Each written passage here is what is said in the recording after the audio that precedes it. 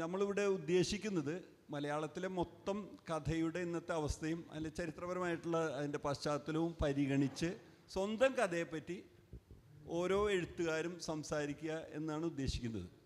വളരെ വിപുലമായിട്ടുള്ള ഒരു വർണ്ണരാജി എടുക്കുകയാണെങ്കിൽ, ഒരു സ്പെക്ട്രം എടുക്കുകയാണെങ്കിൽ അതിലെ ഒരറ്റം മുതൽ മറ്റേ അറ്റം വരെയുള്ള എഴുത്തുകാർ ഇവിടെയുണ്ട്. 1972 ആദ്യത്തെ കഥ പ്രസിദ്ധീകരിച്ച നമ്മുടെ ഒരു മുൻഗാമി എന്ന് ഞങ്ങളൊക്കെ വിചാരിക്കുന്ന ഐമനം ജോണിനെ പോലെയുള്ള ഒരു വലിയ എഴുത്തുകാരൻ നമ്മുടെ കൂടെയുണ്ട്. അതേ അറ്റത്ത് ഇപ്പോൾ കഴിഞ്ഞ വർഷം ഒരു പുസ്തകം ഇറക്കിയിട്ടുള്ള ശ്യാംകൃഷ്ണനെ പോലെ മഹേഷിൻ്റെ പ്രതികാരം എന്നുള്ള ഒരു കഥ, പ്രശസ്തമായിട്ടൊരു കഥ എഴുതിയിട്ടുള്ള ശ്യാംകൃഷ്ണനെ പോലെയുള്ള ഒരു എഴുത്തുകാരനുണ്ട്. അപ്പോൾ നമ്മൾ വിപുലമായിട്ടുള്ള ആലോചിച്ച് കഴിഞ്ഞാൽ ഒരു സ്പെക്ട്രത്തിൻ്റെ രണ്ടറ്റത്തായിട്ട് ഇവർ പറയുന്നു. പല തലമുറകളിലുള്ള കഥാകൃത്തുക്കൾ ഒരുമിച്ചിരിക്കുന്ന ഒരു വളരെ സന്തോഷകരമായിട്ടുള്ളൊരു വേദിയാണ് ഇത്. കൂടാതെ പലപ്പോഴും കഥ വായിക്കുകയും കഥ എഴുതുകയൊക്കെ ചെയ്യുന്ന ശ്രീലതയെ പോലെയോ ഇന്ദുവിനെ പോലെയുള്ള ആളുകളൊക്കെ ഇവിടെ ഉണ്ട്. MK മനോഹരൻ എന്ന് പറയുന്ന എഴുത്തുകാരുണ്ട്. എല്ലാവരും ചേർന്നിട്ടുള്ള, അപ്പോൾ നമുക്ക് എല്ലാവർക്കും കൂടി ഈ ഒരു ചർച്ചയെ സജീവാക്കാം എന്നാണ് ഞാൻ വിചാരിക്കുന്നത്. 1972 ഐമനം ജോൺ ക്രിസ്മസ് മരത്തിൻ്റെ വേര് എന്ന് പറയുന്ന കഥയിലൂടെയാണ് അദ്ദേഹം ഇവിടെ വന്നിട്ടുള്ളത്. ആ സമയത്തൊരു കഥകളുടെ ഒരു പ്രത്യേകത ഞാൻ നോക്കുമ്പോൾ ഒരു വിഷാദമഗ്നമായിട്ടൊരു അന്തരീക്ഷം സൃഷ്ടിക്കാനായിട്ട് അന്നത്തെ പല കഥകൾക്ക് ശ്രമിച്ചിരുന്നു. ആ സമയത്ത് മാതൃഭൂമിയുടെ ഒക്കെ സമ്മാനം നേടിയിട്ടുള്ള പല കഥകളും, ഇപ്പോൾ N. പ്രഭാകരൻ്റെ ഒറ്റയാൻ്റെ പാപ്പാൻ, NS മാധവൻ്റെ ശിശു, ഇപ്പോൾ നമ്മുടെ ഒപ്പം ഇല്ലാത്ത E. ഹരികുമാറിൻ്റെ കൂറകൾ, അതുപോലെ തന്നെ ഈ കഥ തന്നെ ഈ ക്രിസ്മസ് മരത്തിൻ്റെ പേര്, ഇതിലൊക്കെയുള്ള ഒരു വളരെ വിഷാദ സ്വഭാവമുള്ളൊരു അന്തരീക്ഷം നിലനിർത്തിക്കൊണ്ട് കഥ എഴുതുന്നു. തന്നെയല്ല, പലപ്പോഴും എനിക്ക് ശ്രദ്ധിച്ചിട്ടുള്ള ഒരു കാര്യം ഭ്രൂണഹത്യയാണ്. ഈ കഥകളുടെയൊക്കെ പല ഘട്ടത്തിലും ഭ്രൂണഹത്യയെ പറ്റിയിട്ടുള്ളൊരു ഭയം കലർന്ന ആശങ്കയൊക്കെ എപ്പോഴും കാണാൻ പറ്റും. ഒരുപക്ഷെ അത് രാഷ്ട്രീയമായിരിക്കാം. അന്നത്തെ 70കളിലുണ്ടാകുന്ന രാഷ്ട്രീയ സാഹചര്യങ്ങളെ അഭിമുഖീകരിക്കുന്നതിനുള്ള ചില പ്രശ്നങ്ങളൊക്കെ അവരറിയാതെ, മനഃപൂർവ്വമല്ല അറിയാതെ വന്നിട്ടുണ്ടായിരിക്കാം. ഇങ്ങനെയുള്ള ഒരു അന്തരീക്ഷത്തിൽ നിന്ന് 70കളൊക്കെ വിട്ട് ആധുനികതയുടെ ഒരു കുത്തിയൊലിപ്പൊക്കെ വന്നു എന്ന് പറയാം. അതിനുശേഷം 80കളുടെയൊക്കെ അവസാനം അല്ലെങ്കിൽ പകുതി തൊട്ടൊക്കെ രാജനെ പോലെയുള്ള എഴുത്തുകാർ വരുന്നു. അവർ കഥയെ വേറെ രീതിയിൽ തിരിച്ചു പിടിക്കുകയായിരുന്നു എന്ന് വേണമെങ്കിൽ ഞാൻ വിചാരിക്കുന്നു. കാരണം ആധുനികതയുടെ പല ഫലിതങ്ങൾ, ആധുനികത വലിയൊരു കുതിപ്പുണ്ടാക്കി, അതുപോലെ തന്നെ വലിയ പ്രശസ്തമായിട്ടുള്ള കഥകളും വിഷയങ്ങളൊക്കെ വന്നെങ്കിലും ആധുനികതയിൽ പലപ്പോഴും കള്ളനാണയങ്ങൾക്ക് കൂടി ഇരിപ്പിടമുണ്ടായിരുന്നു.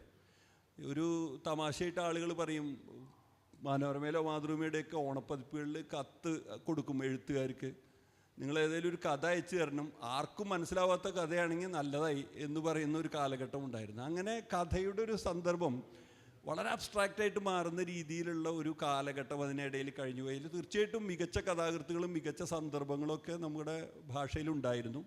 അതിനുശേഷം 80കളുടെ ഒരു ശേഷം ഒരുപാട് കഥാകൃത്ത്, അതിൻ്റെ ഒരു പ്രതീതിയാണ് രാജനെ പോലെയുള്ള ആളുകൾ. ഒരു വലിയ നിര, രാവിലെ ഞാനൊരു കഥാകൃത്തിനോട് സംസാരിച്ചു, വളരെ നല്ലൊരു പാനലാണ് എന്ന് പറഞ്ഞു. പാനലാണ് ഈ കഥയെ സംബന്ധിച്ചായിരിക്കാം സംസാരത്തിൽ എത്രമാത്രം വരുന്നതെന്നറിയില്ല. അപ്പോൾ നിങ്ങളുടെയും കൂടി ഒരു സഹകരണം ഇതിലുണ്ടാവണം. അപ്പോൾ ഞാൻ എൻ്റെ കഥയെപ്പറ്റി പറയുന്നതിന് മുമ്പ് തീർച്ചയായിട്ടും നമ്മുടെ ഈ കൂട്ടത്തിൽ ഏറ്റവും മുതിർന്ന, നമ്മളെല്ലാവരും വളരെ ബഹുമാനിക്കുന്ന ശ്രീ ഐമനം ജോണിനെ വിളിക്കുകയാണ്. അതിന് ശേഷം എല്ലാവരുടെ ഒപ്പം നമുക്ക് പറയാം, പരസ്പരം സംസാരിക്കാം. അദ്ദേഹത്തിൻ്റെ കഥയും കഥയുടെ അനുഭവങ്ങളും ഒരുപക്ഷെ നമ്മുടെ കഥയുടെ ഒരു പശ്ചാത്തലത്തെ പറ്റിയൊക്കെ വളരെ ദീർഘമായിട്ട് സംസാരിക്കാൻ അല്ലെങ്കിൽ കാഴ്ചപ്പാടുള്ള ഒരാളാണ്. 50 കൊല്ലത്തോളം കേരളത്തിലെ കഥാരംഗത്ത് അദ്ദേഹം വളരെ കുറച്ച് എഴുതുന്ന ഒരാളാണ്. ഇപ്പോൾ നമ്മൾ നോക്കുമ്പോൾ കറണ്ട് ബുക്സ് പബ്ലിഷ് ചെയ്തൊരു ഐമനം ജോണിൻ്റെ കഥകൾ എന്ന് പറയുമ്പോൾ 250-300 പേജിന് താഴെയുള്ള പുസ്തകങ്ങളുള്ളൂ. ദീർഘമായിട്ടുള്ള കഥകൾ കുറവാണ്. പക്ഷേ ഇടയ്ക്കിടയ്ക്ക് തൻ്റെ കഥയെ പുതുക്കാനും പാരിസ്ഥിതികമായിട്ടും രാഷ്ട്രീയമായിട്ടുള്ള ചില പ്രത്യേകമായിട്ടുള്ള അന്വേഷണങ്ങൾ നടത്താൻ അദ്ദേഹത്തിന് കഥയിൽ സാധിച്ചിട്ടുണ്ട്. ഇപ്പോൾ അടിയന്തരാവസ്ഥയിൽ ആനയെ പോലെ ഒരു കഥ 2000-ന് ശേഷം എഴുതിയിട്ടുള്ള, ഒരുപക്ഷെ അടിയന്തരാവസ്ഥ എന്ന് പറയുന്ന വലിയ ഒരു രാഷ്ട്രീയ സാഹചര്യത്തെ വളരെ സൂക്ഷ്മമായിട്ട് അവതരിപ്പിക്കാനുള്ള ശ്രമമൊക്കെ നടത്തിയിട്ടുള്ള ആളാണ് ശ്രീ ഐമനം ജോൺ. അദ്ദേഹത്തിൻ്റെ അനുഭവത്തിൽ നിന്നും അദ്ദേഹത്തിൻ്റെ ഒരു സംഭാഷണത്തിൽ നിന്നും നമുക്ക് ആരംഭിക്കാമെന്നാണ് എൻ്റെ തോന്നൽ. എല്ലാവർക്കും നമസ്കാരം. എൻ്റെ കഥ എന്ന വിഷയത്തോട് നീതി പാലിച്ചുകൊണ്ട് ചിലത് പറയാമെന്ന് ഞാൻ കരുതുന്നു.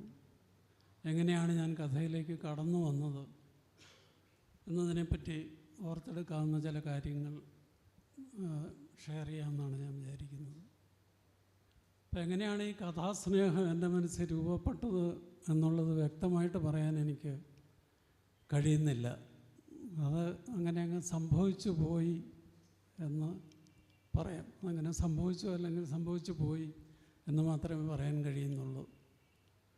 അപ്പോൾ നമ്മൾ ഒത്തിരി കേട്ട് പരിചയമുള്ളതുപോലെ അമ്മമ്മ കഥകൾ എന്നുള്ളൊരു കഥാസങ്കല്പം നമുക്കുണ്ടല്ലോ. യഥാർത്ഥത്തിൽ അങ്ങനെ അമ്മമ്മ കഥകളൊന്നും കേട്ട് വളരാനുള്ള ഒരു ഭാഗ്യമൊന്നും എനിക്ക് സിദ്ധിച്ചിരുന്നില്ല. എൻ്റെ അമ്മൂമ്മമാരൊക്കെ കഥ പറയാനൊന്നും നേരമുള്ളവരായിരുന്നില്ല. അവർ ഈ വെച്ച് വിളമ്പുക, അടുക്കളയിലെ പണികളിലൊക്കെ ഏർപ്പെടുക, കൃഷിപ്പണികളിലൊക്കെ തിരക്ക് കൂട്ടി അങ്ങനെ ജീവിക്കുക, അങ്ങനത്തെ ഒരു ജീവിതശൈലി ആയിരുന്നതുകൊണ്ട് തന്നെ കഥ പറഞ്ഞു തരാനോ മടിയിലിരുത്തി കഥ പറയുന്ന ഒരു സംസ്കാരമൊന്നും കുടുംബത്തിൽ ഉണ്ടായിരുന്നില്ല. പിന്നെ പറയാനാണെങ്കിൽ വല്യപ്പച്ചന്മാരിൽ ഒരാൾ ഒരു കഥ പരിസരകാരനായിട്ട് എനിക്കിപ്പോഴും ഓർമ്മയിലുണ്ട്. അതെൻ്റെ സ്വന്തം വല്യപ്പച്ചനല്ല, നമ്മളെ ഈ വകയിൽ ഒരു വല്യപ്പച്ചൻ എന്നൊക്കെ പറയുന്ന ഒരു വല്യപ്പച്ചനെ പറ്റി എനിക്ക് പറയാനുണ്ട്. പുള്ളിക്കാരൻ മകളെ വിവാഹം കഴിച്ചിരുന്നത് എൻ്റെ വീടിനടുത്താണ്. അപ്പം അയൽ ഗ്രാമത്തിലാണ് എൻ്റെ അപ്പൻ്റെയൊക്കെ കുടുംബ വീടിൻ്റെ സ്ഥലത്തു നിന്നാണ് ഈ വല്യപ്പച്ചൻ വന്നുകൊണ്ടിരുന്നത്. അപ്പോൾ ഇങ്ങനെ മകളെ അന്വേഷിച്ച് പോകുന്ന വഴിക്ക് നടന്നു പോകുമ്പോൾ നല്ല നടപ്പുണ്ട്. മറ്റേ നാട്ടിൽ നിന്ന് ഒരു 1/2 മണിക്കൂറോളം നടന്നു വേണം ഈ മകളുടെ വീട്ടിലേക്ക് വരാൻ. അങ്ങനെ വരുന്ന വഴിക്ക് വെള്ളം കുടിക്കാൻ വേണ്ടി ഞങ്ങളുടെ വീട്ടിൽ കയറുമായിരുന്നു. വെള്ളം കുടിക്കാൻ വേണ്ടി മാത്രമല്ല, ഒരു സ്നേഹം പങ്കിടാനുള്ള ഒരു വരവ് അങ്ങനെ വരുമായിരുന്നു. അപ്പോൾ അങ്ങ് വരുമ്പോഴൊക്കെ ഒരു മൂളിപ്പാട്ട് പാടി തന്നെത്താൻ തല കുലുക്കി അത് ആസ്വദിച്ചുകൊണ്ടാണ് കടന്നു വരുന്നത്. അതുകൊണ്ട് ഒരു വിഷ്വലും എൻ്റെ മനസ്സിൽ നിന്ന് നന്നായിട്ടുണ്ട്. അപ്പോൾ വന്ന് ഞങ്ങൾ മക്കളെയെല്ലാം വിളിച്ചിരുത്തിയിട്ട് ഞങ്ങൾക്ക് ഓരോ സാരോപദേശ കഥകൾ പറഞ്ഞു തന്നിട്ടാണ് ഈ വല്യപ്പച്ചൻ മുമ്പോട്ട് പോയിരുന്നത്. വെള്ളമൊക്കെ വാങ്ങിച്ചു കുടിച്ചിട്ട് മകളെ തേടിപ്പോയിരുന്നത്. അപ്പം അങ്ങനെ പറഞ്ഞ സാരോപദേശ കഥകളിൽ തന്നെ ഒരു കഥ എൻ്റെ മനസ്സിലിപ്പോഴും തിളങ്ങി നിൽക്കുന്നുണ്ട്. അതധികം നീട്ടിപ്പറയേണ്ട കാര്യമൊന്നുമില്ല, സംഗതി ഇത്രയേ ഉള്ളൂ. ഒരു മുക്കുവ ബാലൻ കടപ്പുറത്തൂടെ ഇങ്ങനെ അലഞ്ഞു തിരിയുന്ന സമയത്ത് ഒരു വലമണി കിടക്കുന്നുണ്ട്, മണ്ണിലൊരു വലമണി കിടക്കുന്നത് കണ്ടു. അപ്പോൾ ആ കുട്ടി ആ വലമണി എടുത്ത് അകപ്പടെ നോക്കിയിട്ട് കാര്യമായിട്ട് വലിയ ഉപയോഗമൊന്നുമില്ലെങ്കിൽ പോലെ ഇരിക്കട്ടെ എന്ന് വിചാരിച്ച് ആ വലമണി വീട്ടിൽ കൊണ്ടുപോയി സൂക്ഷിച്ചു വെച്ചു. അത് കഴിഞ്ഞ് പിന്നെ ഈ ബാലൻ കുറേ ദിവസം കഴിഞ്ഞ് അതുവഴി ഇങ്ങനെ ഇതേപോലെ ഓടിക്കളിച്ച് നടക്കുന്നതിനിടയ്ക്ക് കുറേ മുക്കുവന്മാർ വലയിടാൻ വന്നപ്പോൾ അവരുടെ വലയിൽ ഒരു മണി നഷ്ടപ്പെട്ടു പോയിരുന്നു. അപ്പോൾ അവരൊരു വലമണി കിട്ടുമെന്നിങ്ങനെ അന്വേഷിച്ച് നടക്കുകയാണ്. അപ്പോൾ ഈ വലമണിയെ പറ്റി പറയുന്നത് കേട്ട് ഈ കുട്ടി അവരുടെ അടുത്ത് നിന്ന് ചോദിച്ചു, എന്താണ് വലയ്ക്ക് എന്ത് പറ്റിയെന്ന് ചോദിക്കുമ്പോൾ ഇങ്ങനെ ഒരു മണി നഷ്ടപ്പെട്ടു പോയെന്ന് പറഞ്ഞു. അപ്പോൾ എൻ്റെ വീട്ടിലുണ്ട്, ഞാൻ എടുത്തുകൊണ്ട് വരാമെന്ന് പറഞ്ഞ് ഈ കുട്ടി ഓടിപ്പോയി ആ വലമണി ഇവർക്ക് കൊടുക്കുകയും ഇവരാ വലമണിയും കൂടെ കെട്ടിയിട്ട് വലയിട്ട് ധാരാളം മീൻ കെട്ടി ആ മീനിൻ്റെ നല്ലൊരു പങ്ക് ഈ കുട്ടിക്കും കുടുംബത്തിനും കൊടുത്തു എന്നുള്ളതാണ് കഥ. അപ്പോൾ ആ സാരോപദേശ കഥയുടെ സാരാംശം ഞാൻ വിശദീകരിക്കേണ്ട കാര്യമില്ല. നമ്മൾ ഒന്നിനെയും നമ്മൾ നിസ്സാരവൽക്കരിച്ച് കാണരുത്. എല്ലാം എന്നെങ്കിലും വിലപ്പെട്ടതായിരിക്കും. എല്ലാം എന്നെങ്കിലും വിലപ്പെട്ടതായിട്ട് നമുക്ക് അനുഭവപ്പെടാതിരിക്കില്ല എന്നുള്ള ഒരു സന്ദേശം ആ കഥയ്ക്കുള്ളിൽ ഒളിപ്പിച്ച് വെച്ചിരുന്നു. ഒരുപക്ഷെ അങ്ങനെ ഒരു സാരോപദേശമായിരുന്നു കൊണ്ട് തന്നെ ആയിരിക്കാം ഞാൻ ആ ഒരു കഥ പ്രത്യേകിച്ച് എൻ്റെ മനസ്സിൽ സൂക്ഷിച്ച് വെച്ചിരുന്നതും ഇത്രയും കാലം ഉപയോഗമില്ലാതിരുന്നിട്ടും ഇന്നത് ഉപയോഗപ്പെടുത്താൻ കഴിഞ്ഞതും എന്നും എനിക്കിപ്പോൾ തോന്നിപ്പോകുന്നു. അപ്പം അങ്ങനെയാണ് ഒരു കുടുംബപരമായിട്ട് നോക്കിയാൽ ഒരു കഥയുടെ ഒരു പാരമ്പര്യം കണ്ടെത്താൻ എനിക്ക് കഴിയുന്നത് ആ വല്യപ്പച്ചൻ്റെ ആ ഒരു പെരുമാറ്റവും ആ ഒരു സ്നേഹവും ആ മൂളിപ്പാട്ടും തലകുലുക്കലും ആ കഥ പറച്ചിലും അങ്ങനെ ഒരു പാരമ്പര്യം മാത്രമേ കുടുംബപരമായിട്ട് എഴുത്തിൻ്റെ ഒരു പാരമ്പര്യമായിട്ട് എനിക്ക് കണ്ടെത്താൻ കഴിയുന്നുള്ളൂ. അത് കഴിഞ്ഞ് എന്നെ സ്വാധീനിച്ചിട്ടുള്ളത് അധികവും പാഠപുസ്തകങ്ങളിൽ പഠിച്ചിട്ടുള്ള കഥകളാണ്. ചെറിയ ക്ലാസ് മുതലേ പഠിച്ചിട്ടുള്ള പാഠപുസ്തകങ്ങളല്ല, അതൊന്ന് ഉപപാഠപുസ്തകങ്ങളെന്നാണ് പറയുന്നത്. ഈ ഉപപാഠപുസ്തകങ്ങളെ പലതിലും വളരെ രസകരമായ പല കഥകളും ഉണ്ടായിരുന്നു. അതിൽ ഞാൻ ഓർത്തിരിക്കുന്നത് കുഞ്ഞിരാമൻ്റെ പൊടിക്കൈ എന്നൊരു കഥയുണ്ടായിരുന്നു. പിന്നെ കണ്ണുണ്ടായാൽ പോരെ കാണണം, കർഷകൻ്റെ കാള, തെങ്ങിൻ ചുവട്ടിലെ നിധി, അങ്ങനെ കുറേ അധികം ഉപപാഠപുസ്തക കഥകളുണ്ട്. ആ കഥകളെല്ലാം ഒരുപക്ഷെ പിന്നീട് വായിച്ച നമ്മുടെ മോഡേൺ പോസ്റ്റ് മോഡേൺ കഥകളെക്കാളൊക്കെ ഇപ്പോഴും അത് ആ പ്രായത്തിൽ മനസ്സിൽ പതിഞ്ഞുകൊണ്ട് തന്നെ ആയിരിക്കാം. അല്ലെങ്കിൽ അതിനെയൊക്കെ നമ്മൾ ഒരിക്കലും നഷ്ടപ്പെടുകയില്ലാത്ത കഥകളുടെ കൂട്ടത്തിൽ പെടുത്താൻ പറ്റുന്ന കഥകളായിട്ട് എനിക്ക് തോന്നുന്നു. ഒരിക്കൽ കേട്ടാൽ നമുക്ക് മറക്കാൻ പറ്റാത്ത തരം ഒരു കണ്ടൻറ്റ് അതിലെല്ലാം ഉണ്ടായിരുന്നു. അപ്പം അത്തരം കഥകൾ ആണ് പിന്നീട് കഥയിലേക്ക് എന്നെ കൂടുതൽ അടുപ്പിച്ചു കൊണ്ടുപോയത്. അപ്പോൾ ഈ ഉപപാഠപുസ്തകങ്ങൾ കഴിഞ്ഞ് പിന്നെ പ്രധാന പാഠപുസ്തകങ്ങളൊരു 9ാം ക്ലാസ് 10ാം ക്ലാസ്സൊക്കെ ആകുന്ന സമയത്ത് പ്രധാന പാഠപുസ്തകങ്ങളിലും കാരൂരിൻ്റെ കുടനന്നാക്കാനുണ്ടോ, ഉതുപ്പാൻ്റെ കിണർ, അങ്ങനെയുള്ള കഥകളൊക്കെ ലക്ഷണമൊത്ത കഥകളായിട്ട് പഠിക്കുന്നുണ്ട്. അതിൽ കൂടിയാണ് ഈ കഥാസ്നേഹം ശരിക്കും രൂപപ്പെട്ടു വന്നതെന്ന് എനിക്കിപ്പോൾ പറയാൻ കഴിയും. ഒപ്പം തന്നെ 9ാം ക്ലാസ്സിൽ പഠിച്ച ടാഗോർ കഥകളുടെ ഒരു സമാഹാരം, ടെയിൽസ് ഫ്രം ടാഗോർ, എനിക്ക് തോന്നുന്നു ഇംഗ്ലീഷ് നോൻഡിറ്റൈൽഡ്, അതെ ഇംഗ്ലീഷ് നോൻഡിറ്റൈൽഡ് പുസ്തകമായിരുന്നു. അതിലെ കാബൂളി ബാല എന്നുള്ള ഒരൊറ്റ കഥ, ആ കഥയാണ് ഒരുപക്ഷെ അത്രയും കാലവും ഞാൻ ഈ എഴുതപ്പെട്ട കഥകളെ ഞാൻ അതുവരെ വായിച്ചിട്ടുള്ള കഥകളെല്ലാം മറികടന്ന് ഒരു തരം വല്ലാത്തൊരു ആഘാതം മനസ്സിൽ സൃഷ്ടിച്ച ഒരു കഥയായിട്ട് ആ കഥയുടെ ഓർമ്മ എൻ്റെ മനസ്സിലുണ്ട്. അതൊരു പക്ഷേ ആ കഥ എന്നുള്ളതല്ല, ടെയിൽസ് ഫ്രം ടാഗോർ എന്നുള്ള ആ കഥയിലെ എല്ലാ കഥകളും അതിലൊരു വൈദേശികതയും കൂടെ ഉണ്ടായിരുന്നുകൊണ്ടാണെന്ന് എനിക്ക് തോന്നുന്നത്. കാരണം അതുവരെ കേട്ട കഥകളിലെല്ലാം നമ്മുടെ നാടൻ ചുറ്റുപാടുകളിൽ നിന്നുള്ള കഥകളുമൊക്കെ ആയിരുന്നു. അന്ന് ഗ്രാമത്തിൽ ഒതുങ്ങിയിരുന്ന ഒരു ജീവിതമായിരുന്നുകൊണ്ട് പുറം നാടുകളെപ്പറ്റിയും പുറത്തുള്ള മനുഷ്യജീവിതങ്ങളെപ്പറ്റിയൊക്കെ അറിയാനുള്ളൊരു വല്ലാത്ത ആകാംക്ഷയും ഒക്കെ വല്ലാതെ മനസ്സിൽ തിങ്ങി നിൽക്കുന്ന സമയത്തായതുകൊണ്ടായിരിക്കും അവർ ബംഗാൾ പശ്ചാത്തലമുള്ള കഥകൾ, മറ്റേ അഫ്ഗാനിസ്ഥാനിൽ നിന്ന് വന്ന ഈ കാബൂളി ബാലയുടെ കഥയൊക്കെ മനസ്സിനെ അതുപോലെ ആകർഷിച്ചതൊരു പക്ഷേതായിരിക്കും. എന്തായാലും ആ ഒരു കഥാപുസ്തകം എൻ്റെ കഥാസ്നേഹത്തെ ഒത്തിരി വളർത്തിയ ഒരു പുസ്തകം തന്നെയാണ്.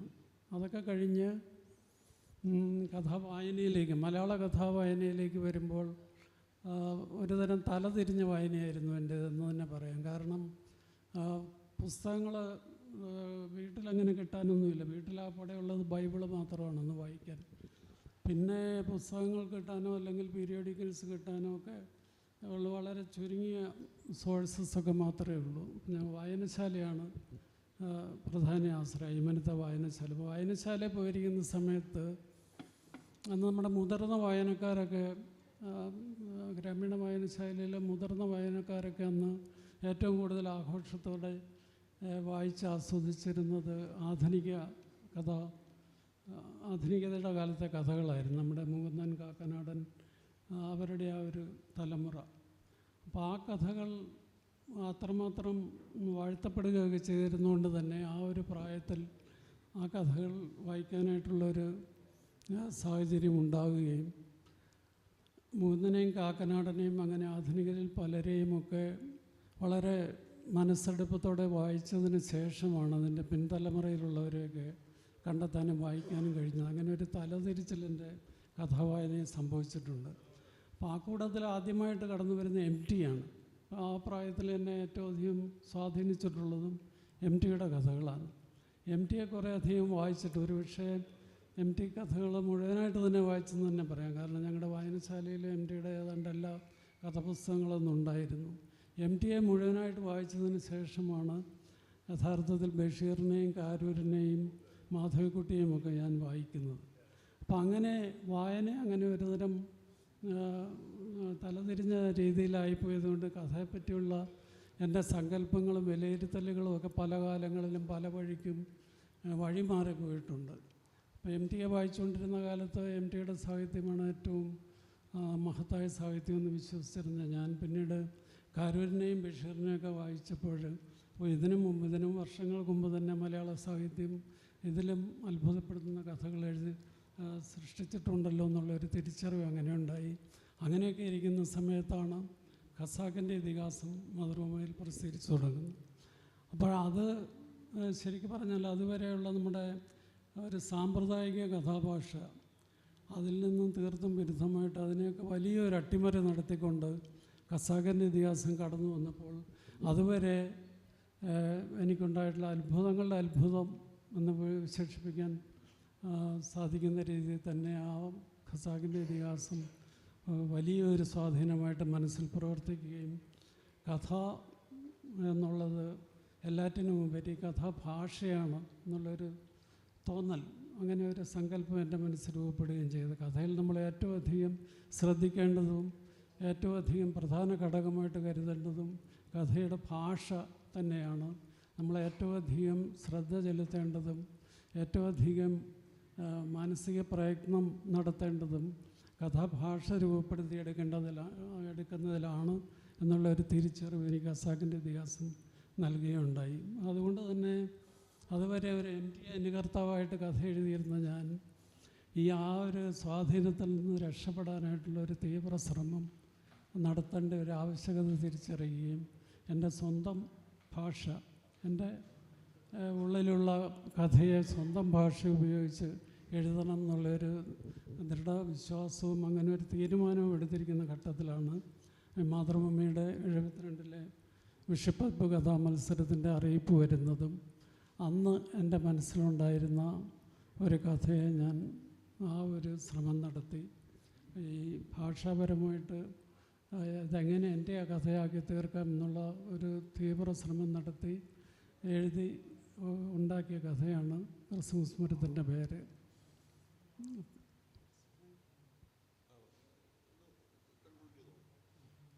അപ്പോൾ അങ്ങനെയാണ് ഞാൻ കഥാരംഗത്തേക്ക് കടന്നു വരുന്നത്.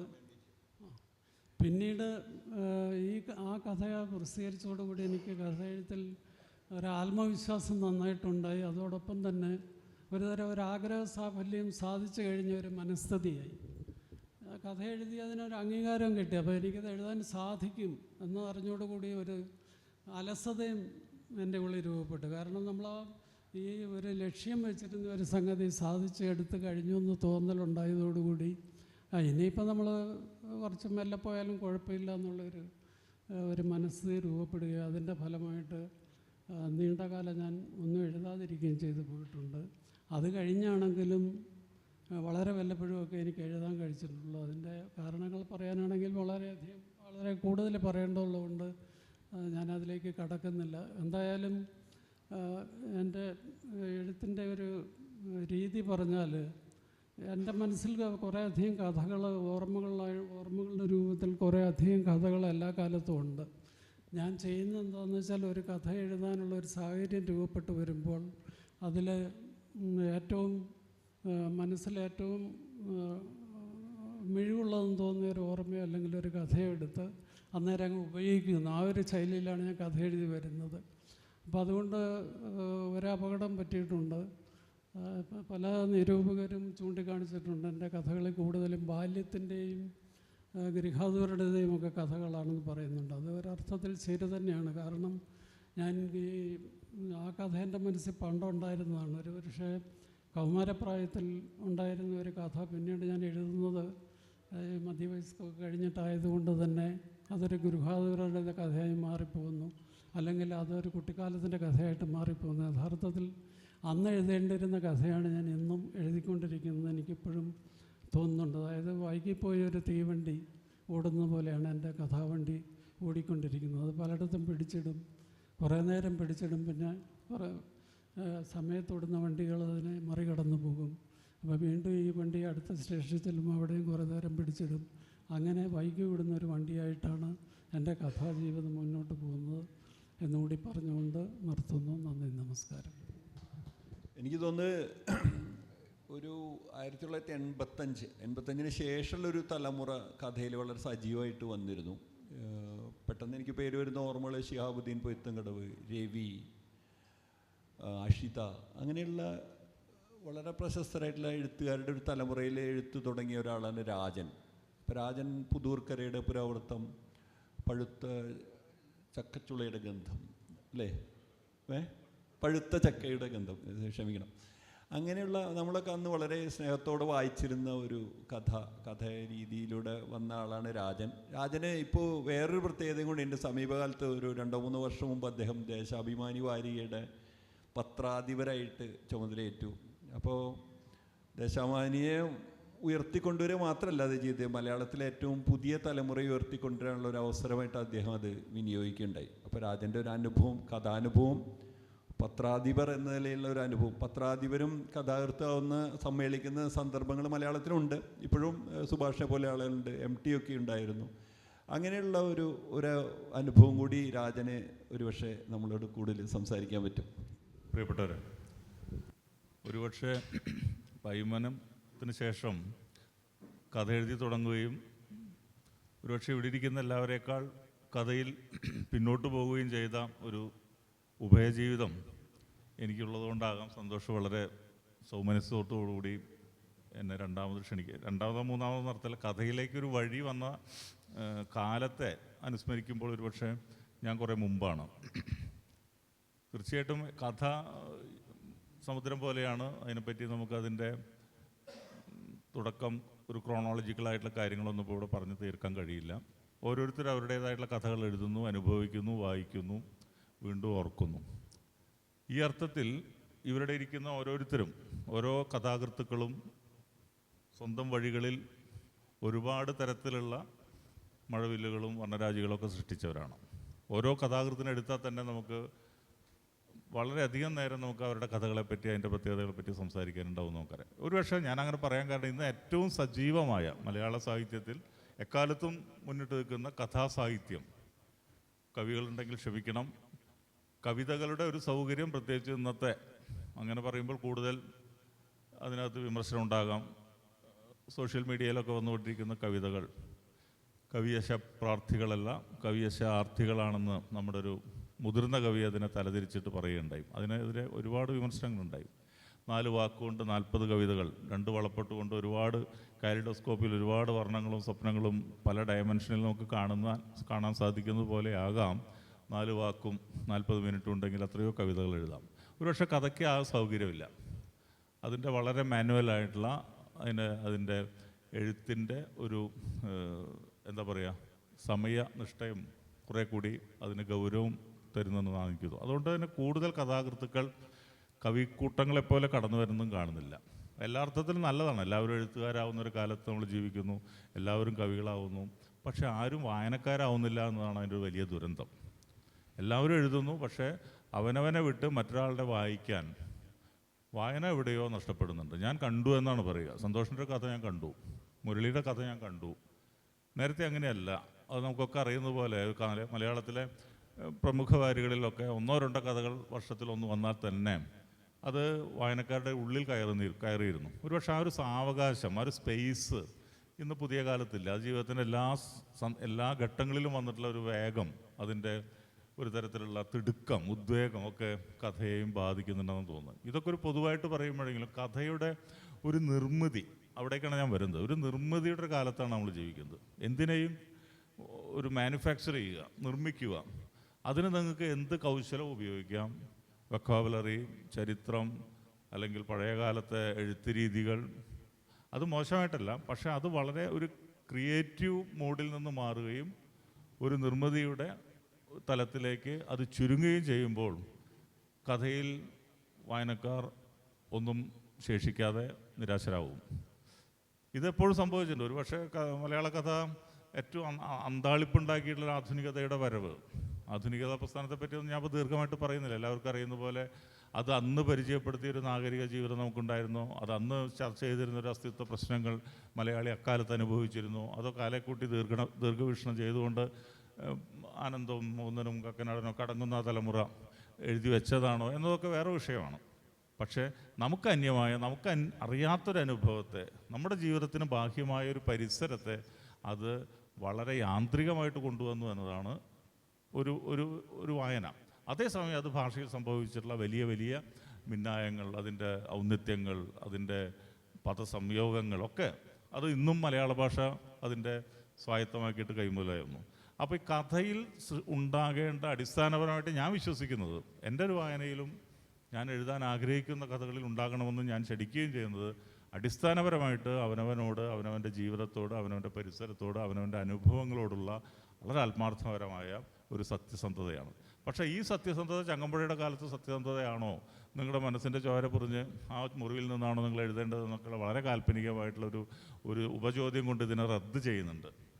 ആ അർത്ഥത്തിലല്ലെങ്കിൽ പോലും ജീവിതമായിട്ട് എവിടെയെങ്കിലും ഒന്ന് തൊടുന്ന തരത്തിൽ ഒന്ന് പുസ്തകം അല്ലെങ്കിൽ വായിച്ച് മടക്കി വെച്ചാലും നമ്മുടെ അകത്തൊരു അസ്വാസ്ഥ്യമായിട്ട് നമ്മുടെ ഓർമ്മകളെയും നമ്മുടെ ഉറക്കങ്ങളെയും നമ്മുടെ സ്വപ്നങ്ങളെയും ഒക്കെ എപ്പോഴെങ്കിലുമൊക്കെ വന്ന് തൊടാവുന്ന തരത്തിൽ ഒരു കഥയോ എഴുത്തോ മാറുമ്പോഴാണ് അതൊരു കഥയുടെ ജീവിതം വീണ്ടെടുക്കുന്നതാണെന്ന് എനിക്ക് തോന്നുന്നത്.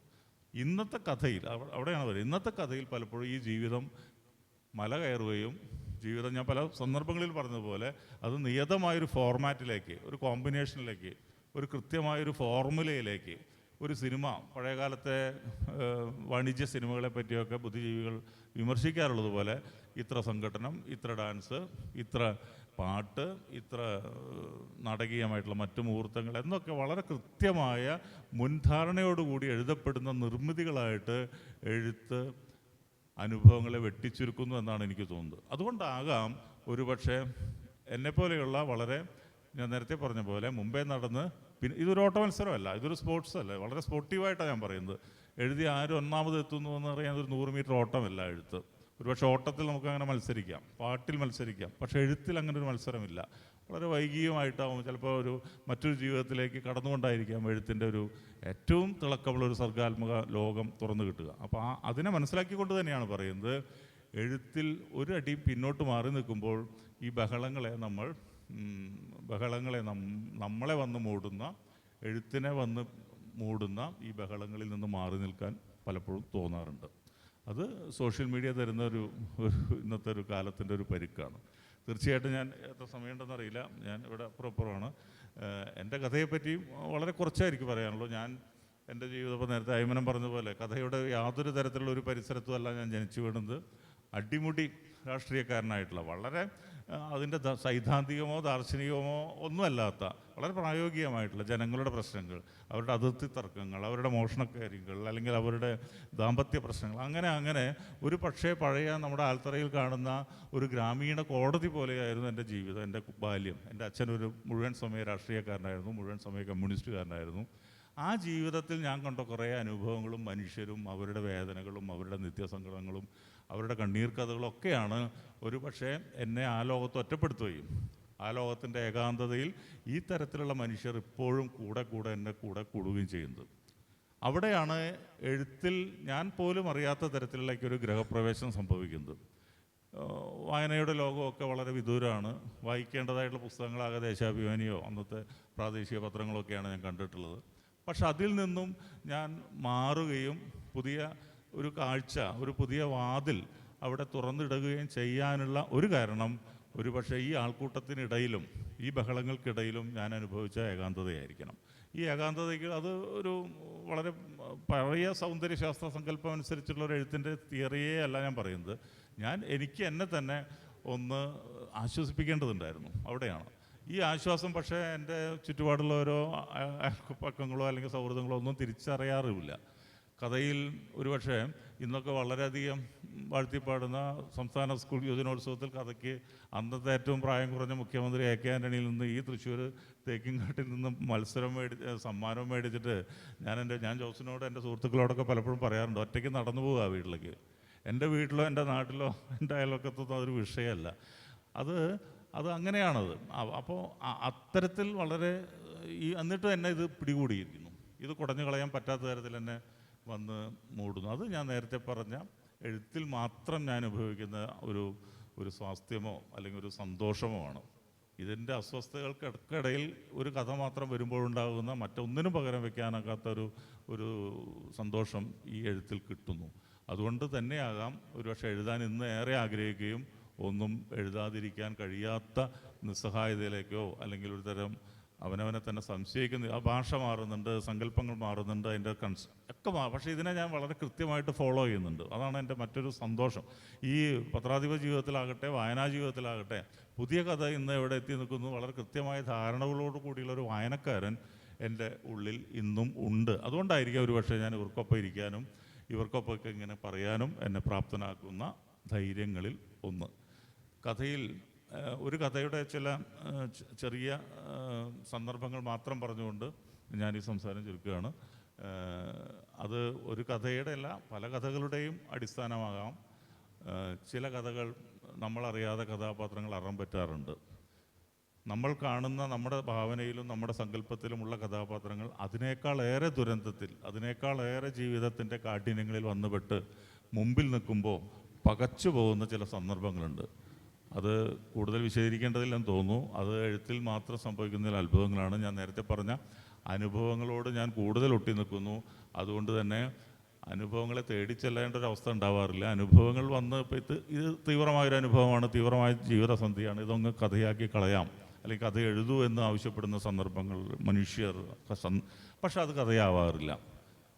അതതിൻ്റെ ഒരു എഴുത്തിൻ്റെ ഒരു രാസഘടനയാണ്. നമ്മൾ ആഗ്രഹിക്കുന്ന ഒന്ന് നമുക്കകത്ത് തന്നെ കിടക്കുകയും ആഗ്രഹിക്കാത്ത മറ്റു പലതിലേക്ക് നമ്മൾ വ്യാപരിക്കുകയും ചെയ്യുന്ന ഇതിൻ്റെ ഒരു രാഷ്ട്രീയമായ മാറ്റം കഥയിൽ ചിലപ്പോൾ നമ്മളെ നിശബ്ദരാക്കുന്നു, കഥയിൽ ചിലപ്പോൾ നമ്മളെ കണ്ണടച്ച് ധ്യാനിക്കാൻ ഇടവരുത്തുന്നു.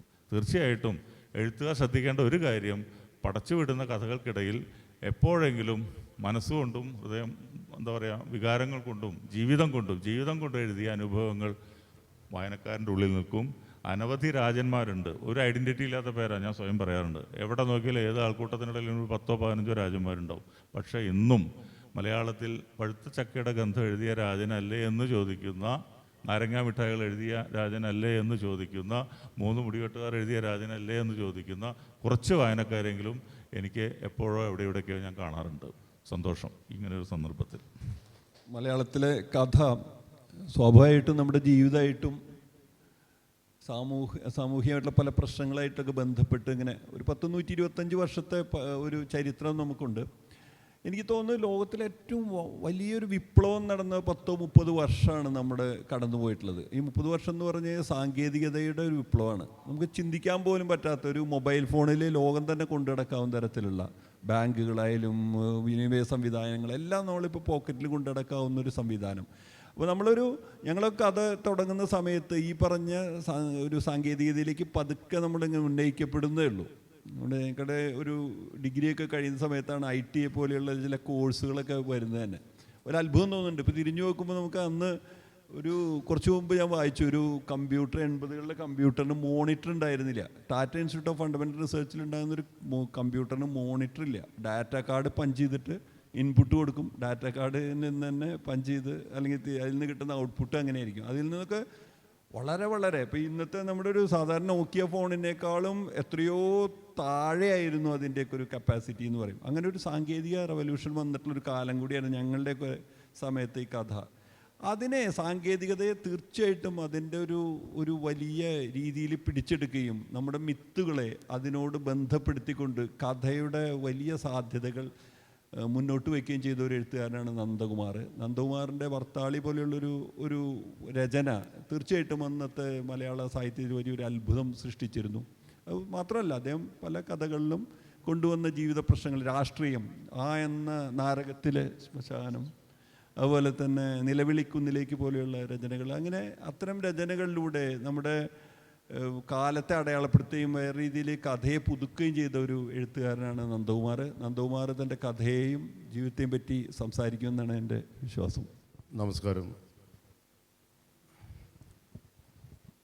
ഈ കഥ എഴുതുന്നതിനേക്കാൾ പ്രയാസമാണ് സ്വന്തം കഥയെക്കുറിച്ച് സംസാരിക്കുക എന്നുള്ളൊരു കാര്യം.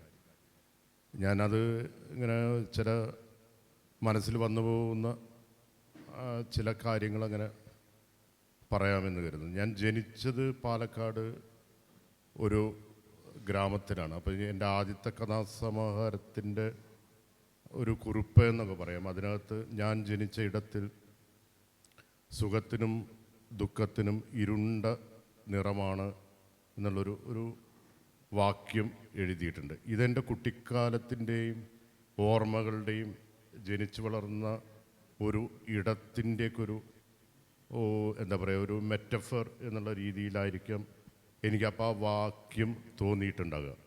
കാരണം കഥ എഴുതിയ തുടങ്ങിയത് എങ്ങനെയെന്നൊക്കെ ചോദിച്ചു കഴിഞ്ഞാൽ എൻ്റെ ഓർമ്മയിൽ നമ്മൾ ഈ നാട്ടിൻപുറത്തുള്ളൊരു എന്താ പറയുക മിഡിൽ ക്ലാസ് കുടുംബത്തിൽ അച്ഛനമ്മമാർ അധ്യാപകരാണ്. അപ്പോൾ അവർക്ക് അക്ഷരം, പിന്നെ അന്ന് ഈ സുഗതകുമാരി എഡിറ്റ് ചെയ്തിരുന്ന തളിരുകൾ, ബാലരമ, പിന്നെ അമ്പിളി അമ്മാവൻ, ഇതുപോലത്തെ സംഗതികൾ അവിടെ വരും.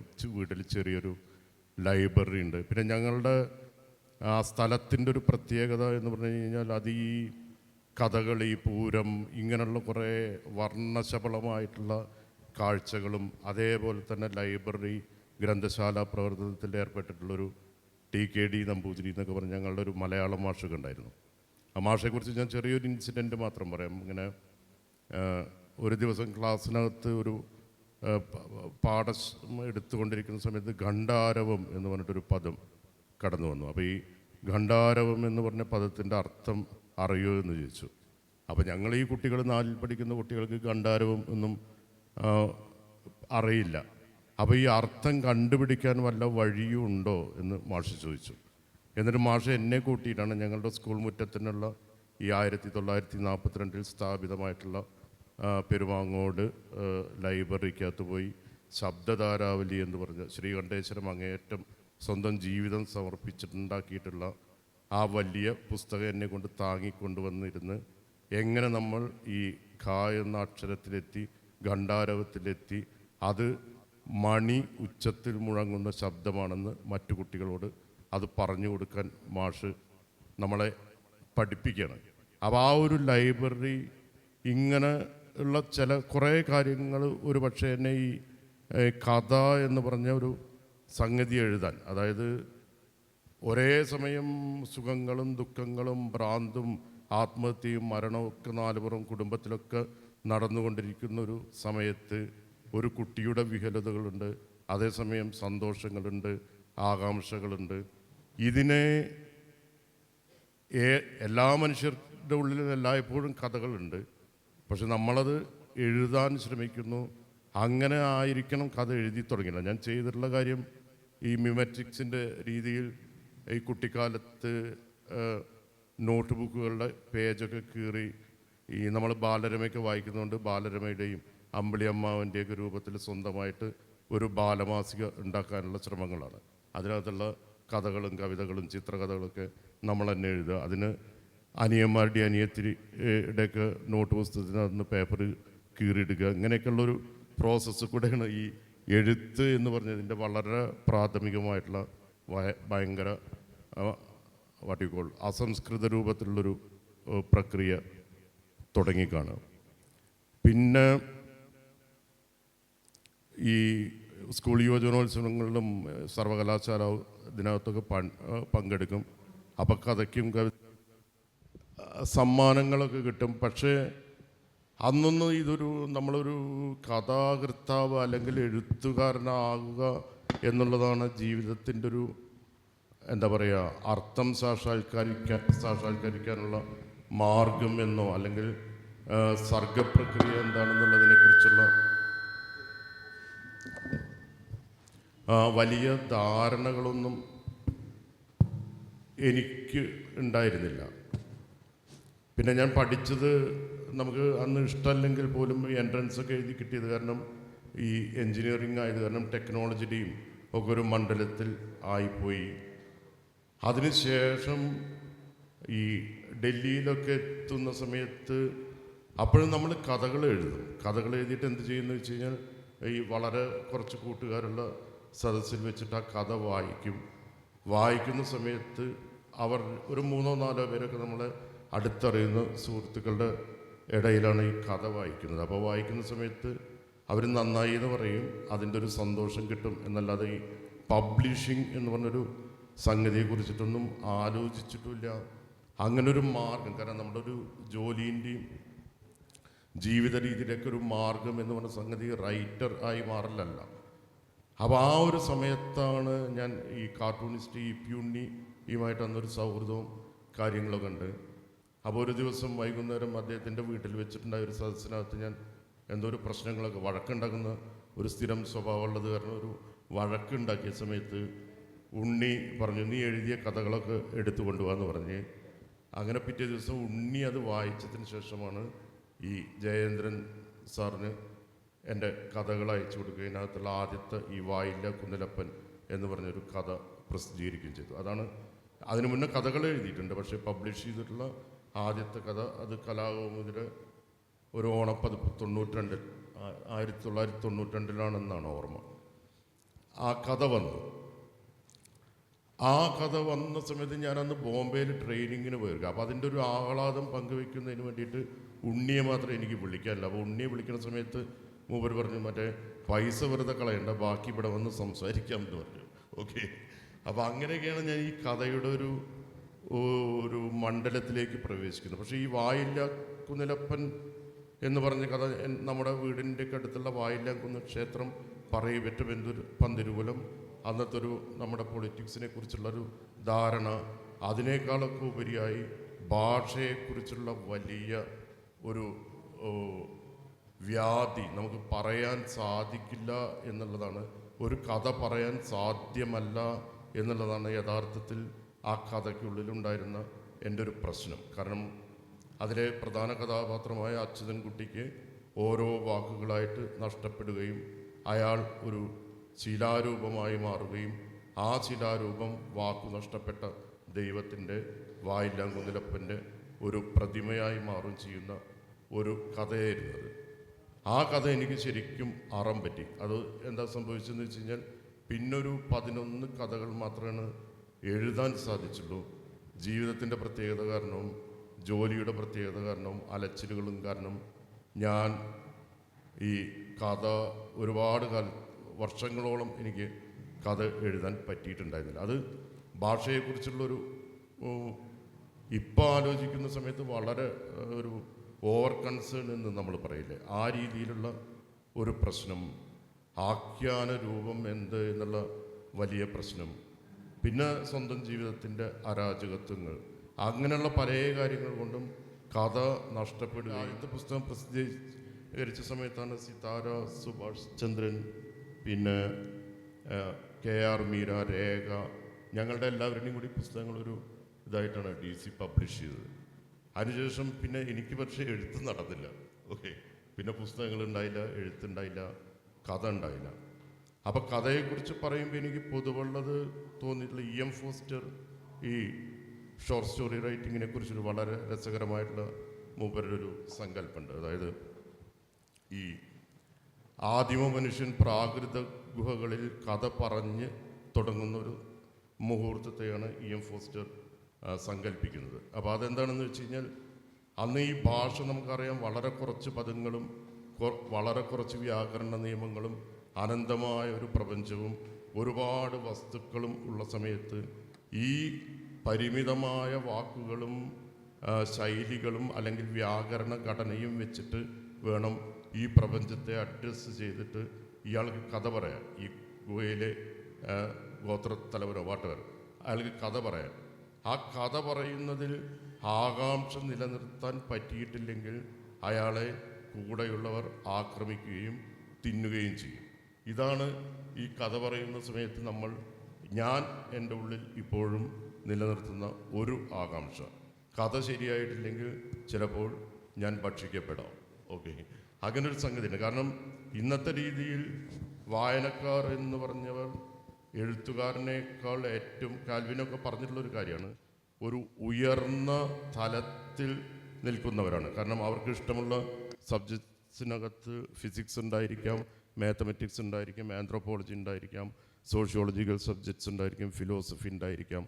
അപ്പോൾ ഒരുപാട് വ്യവഹാര മണ്ഡലങ്ങളിൽ കൂടെ ഭാവനാ വ്യാപാരം നടത്തിക്കൊണ്ടിരിക്കുന്ന വായനക്കാരൻ്റെ ഭാവബോധത്തിലേക്ക് നിങ്ങളുടെ ഫിക്ഷൻ എപ്രകാരം കടന്നു ചെല്ലുന്നു എന്നുള്ളതാണ് എഴുത്തുകാരനെ സംബന്ധിച്ചിടത്തോളം ഒരു ചോദ്യം. അതിന് കുറുക്കുവഴികളുമൊന്നുമില്ല. അപ്പോൾ നിങ്ങൾ എൻ്റെ എഴുത്തിനെ കുറിച്ചുണ്ടായിരുന്ന വലിയൊരു ആരോപണം അത് വളരെ സങ്കീർണമായ എഴുത്താണ്, ഭാഷാപരമായിട്ടും അതിനകത്തുള്ള മെറ്റഫേഴ്സോ അല്ലെങ്കിൽ സാങ്കേതികതയുടെ വരവൊക്കെ കാരണം ഇതിനെ ആർക്കും അൺഅപ്രോച്ചബിൾ എന്നുള്ള രീതിയിലുള്ള ഒരുപാട് വിമർശനം നമ്മൾ കേട്ടിട്ടുണ്ട്.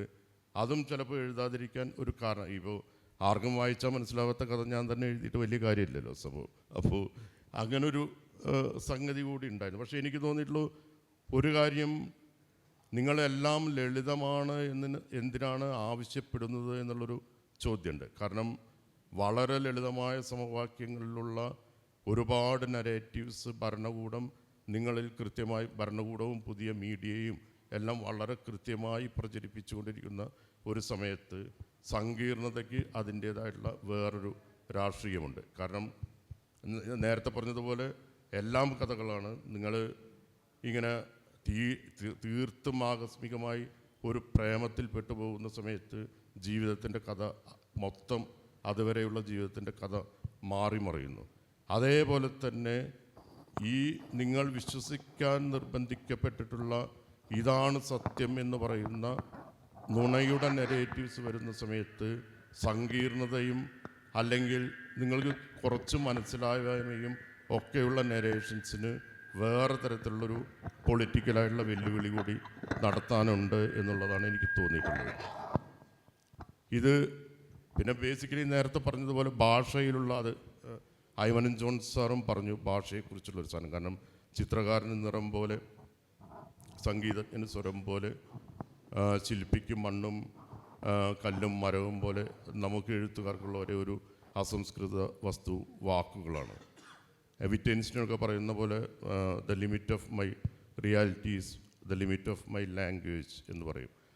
എൻ്റെ ഭാഷയുടെ പരിമിതി തന്നെയാണ് എൻ്റെ യാഥാർത്ഥ്യത്തിൻ്റെ പരിമിതി.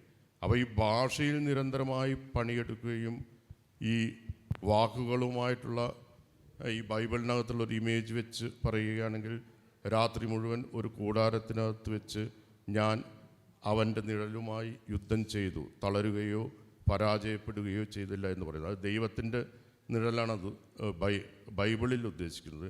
മറിച്ച് എഴുത്തുകാരനെ സംബന്ധിച്ചിടത്തോളം വാക്കിൻ്റെ നിഴലുമായിട്ടുള്ള ഒരു നിരന്തരമായ യുദ്ധവും, എന്നാൽ അതുമായി തളരുകയോ പരാജയപ്പെടാതെയോ ഈ ജീവൻ നിലനിർത്തുക എന്നുള്ള ഒരു പ്രോസസ്സാണ് എഴുത്ത് എന്ന് പറഞ്ഞ ക്രിയേറ്റീവ് പ്രോസസ്സായിട്ട് എനിക്ക് തോന്നിയിട്ടുള്ളത്. പിന്നെ ഇതിൻ്റെ വലിയൊരു ആനന്ദം, കഥ പറയുന്നതിൻ്റെ വലിയൊരു ആനന്ദം, എന്തായാലും നമ്മുടെ സമയം കഴിയാറില്ലേ? ഓക്കെ. അതിൻ്റെ വലിയൊരു ആനന്ദം കൂടി, ഈ പ്ലഷർ ഉള്ളത് കൊണ്ടുകൂടിയാണ് നമ്മൾ ഈ കഥ എഴുതിക്കൊണ്ടിരിക്കുന്നത്. ജീവിതത്തിൽ പല കാര്യങ്ങളിലും നമുക്ക് കോംപ്രമൈസ് ചെയ്യേണ്ടി വരും. അത് ജോലിയെടുക്കുന്ന സ്ഥലത്താണെങ്കിലും സാമൂഹ്യ മണ്ഡലങ്ങളിലൊക്കെ ആണെങ്കിലും നമ്മൾ പല കോംപ്രമൈസസ് ചെയ്ത് ജീവിക്കേണ്ടി വരും. പക്ഷേ സർഗാത്മകതയുടെ മണ്ഡലത്തിലെങ്കിലും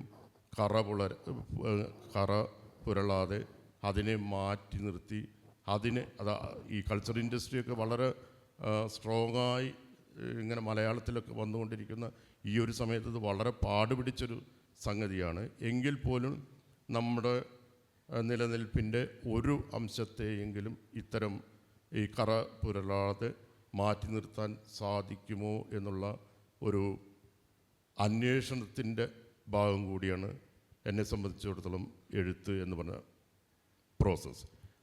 ഭാഷയ്ക്ക് അകാമ്പനൊക്കെ പറയുന്നത് പോലെയാണെങ്കിൽ 3 തരത്തിലുള്ള തലങ്ങളുണ്ട്. ഫിലോസഫിയുടെ എന്താണ് ഉണ്മ, ഒണ്ടോളജിക്കലായിട്ടുള്ള സത്താവിജ്ഞാനീയത്തിൻ്റെ ഭാഗമായിട്ട് എന്താണ് ഉണ്മ എന്നുള്ള ഒരു അന്വേഷണം ഭാഷയുടെ ഒരു ലക്ഷ്യമാണ്. അതേപോലെ തന്നെ ഭാഷ പൊളിറ്റിക്കലാണ്. നിങ്ങൾ ഉപയോഗിക്കുന്ന ഒരു പദവും ഒരു വാക്യവും അരാഷ്ട്രീയപരമായിട്ടുള്ള ഒരു സംഗതിയല്ല. ഓരോ ദിവസത്തിനും അതിൻ്റേതായിട്ടുള്ള മുദ്രാവാക്യമുള്ള ഒരു പൊളിറ്റിക്കലായിട്ടുള്ളൊരു മണ്ഡലത്തിൽ തന്നെയാണ് നമ്മൾ ജീവിച്ചുകൊണ്ടിരിക്കുന്നത്. മൂന്നാമതായി കലയുടെയും എഴുത്തിൻ്റെയും മണ്ഡലത്തിലുള്ള ഭാഷയുടെ സാധ്യത എന്താണ്? അപ്പോൾ അതിനകത്ത് ആ ഒരു മണ്ഡലത്തിൽ പ്രവർത്തിക്കുമ്പോൾ ഈ ഭാഷയുമായി നടത്തുന്ന നിരന്തരമായിട്ടുള്ള ഒരു കെട്ടിമറിച്ചിലും യുദ്ധവും ആനന്ദവും ഒക്കെ കലർന്ന ഒരു പ്രോസസ്സാണ് എഴുത്ത് എന്നുള്ളതാണ് എൻ്റെ ഒരു അനുഭവം. കാരണം നമ്മൾ കവിതയെ മോശമായിട്ട് പറയല്ല, പക്ഷെ കഥ എഴുതുക എന്ന് പറഞ്ഞു കഴിഞ്ഞാൽ നിങ്ങൾക്കൊരു സെൻറ്റൻസ് കംപ്ലീറ്റ് ചെയ്യാനും ഒരു ചിന്തയെ ഭാഷയിലേക്ക് പരിവർത്തിപ്പിക്കാനും അതിനെ ഒരു വാക്യമായി എഴുതാനും ആ വാക്യം കഴിഞ്ഞതിന് ശേഷം ഒരു ഫുൾ സ്റ്റോപ്പ് ഇടാനും സാധിക്കണം. അപ്പോൾ അതൊരു വലിയ പ്രോസസ്സാണ്. നമ്മൾ നാലുപുറമുള്ള ഈ കയോസിനെ, റിയാലിറ്റിയുടെ യാഥാർത്ഥ്യത്തിൻ്റെ കയോസിനെ നമ്മളൊരു ഓർഡറിലേക്ക് കൊണ്ടുവരാനുള്ള ഒരു ശ്രമം കൂടിയാണ് ഒരു കഥയെഴുത്ത് എന്ന് പറഞ്ഞ കാര്യം.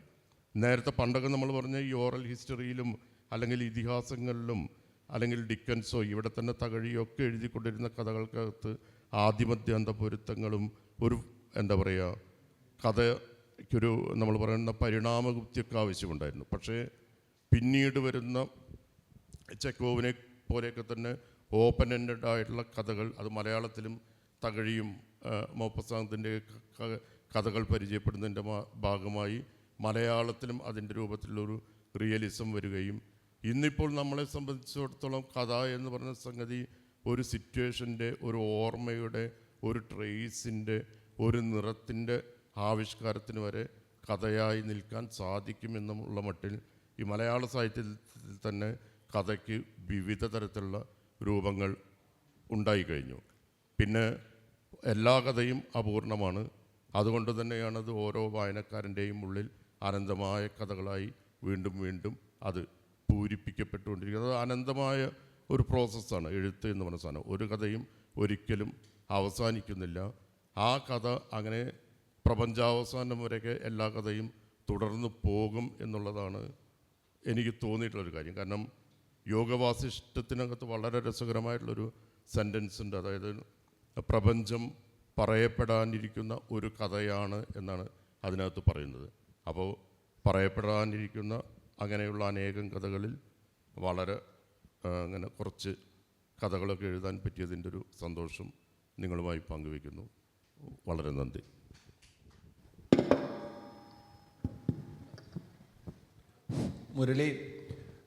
മുരളിയുടെ പേരിപ്പോൾ ഗസ്റ്റ് ഹൗസ് അവിടെ ഗസ്റ്റ് റൂമിൽ പറഞ്ഞപ്പോൾ തന്നെ അദ്ദേഹത്തെ ഉംബർട്ടോ ഇക്കോ എന്ന് വിളിക്കേണ്ടായി ആൾക്കാർ. മുരളി ഉംബർട്ടോ ഇക്കോ എന്ന കഥയിലൂടെയാണ് വളരെ ഞങ്ങളുടെയൊക്കെ ഒരു തലമുറയിലെ ഒരു വളരെ പ്രധാനപ്പെട്ട ഒരു പ്രതിനിധിയാണ് മുരളി. മുരളിയുടെ ഫലിതബോധം, അതുപോലെയുള്ള ഭാഷയിലുള്ള സ്വാധീനം, ഇതൊക്കെ ഒരു ക്രാഫ്റ്റിൽ വലിയ പൊളിച്ചെഴുത്തിൽ നടത്താനായിട്ട് മുരളിയുടെ കഥയ്ക്ക് സാധിച്ചിട്ടുണ്ട്. ഇപ്പോൾ ഞാൻ ചോദിച്ച പോലെ ചവർഗം താലവ്യമോ, പൂമുടിക്കിട്ടൊഴിഞ്ഞതും പുഷ്പജാലം പൊഴിഞ്ഞതും, അങ്ങനെ തൊട്ട് അതുപോലെ വല്ല ആളാങ്കമ്പടി പോലെയുള്ള നോവൽ ഒക്കെ വലിയ സംഭാവന നടത്തിയിട്ടുള്ള എഴുത്തുകാരനാണ് മുരളി. ഇപ്പോൾ എനിക്കൊന്നൊരു 10-25 വർഷത്തെ ഒരു അനുഭവം അദ്ദേഹത്തിന് പങ്കുവയ്ക്കാനുണ്ടാവും എന്ന് ഞാൻ വിചാരിക്കുന്നു. ബാനറിൽ കഥ എന്ന് മാത്രമായിരുന്നുണ്ടെങ്കിൽ വേണമെങ്കിൽ കുറേയധികം സംസാരിക്കാമായിരുന്നു. എൻ്റെ കഥ എന്നുള്ള സാധനത്തിൽ സത്യത്തിൽ കുടുങ്ങിയിരിക്കുകയാണ്. കാരണം ഒരു എത്തുമിടിയില്ലാത്തൊരു സംഭവം തന്നെയാണ് യഥാർത്ഥത്തിൽ എൻ്റെ കഥ എന്ന് പറഞ്ഞ് ആലോചിക്കുമ്പോൾ. സത്യം പറഞ്ഞു കഴിഞ്ഞാൽ ഞാനിപ്പോൾ സന്തോഷ് പറഞ്ഞ പോലെ ഒരു 150ഓളം കഥകൾ എഴുതിയിട്ടുണ്ട്.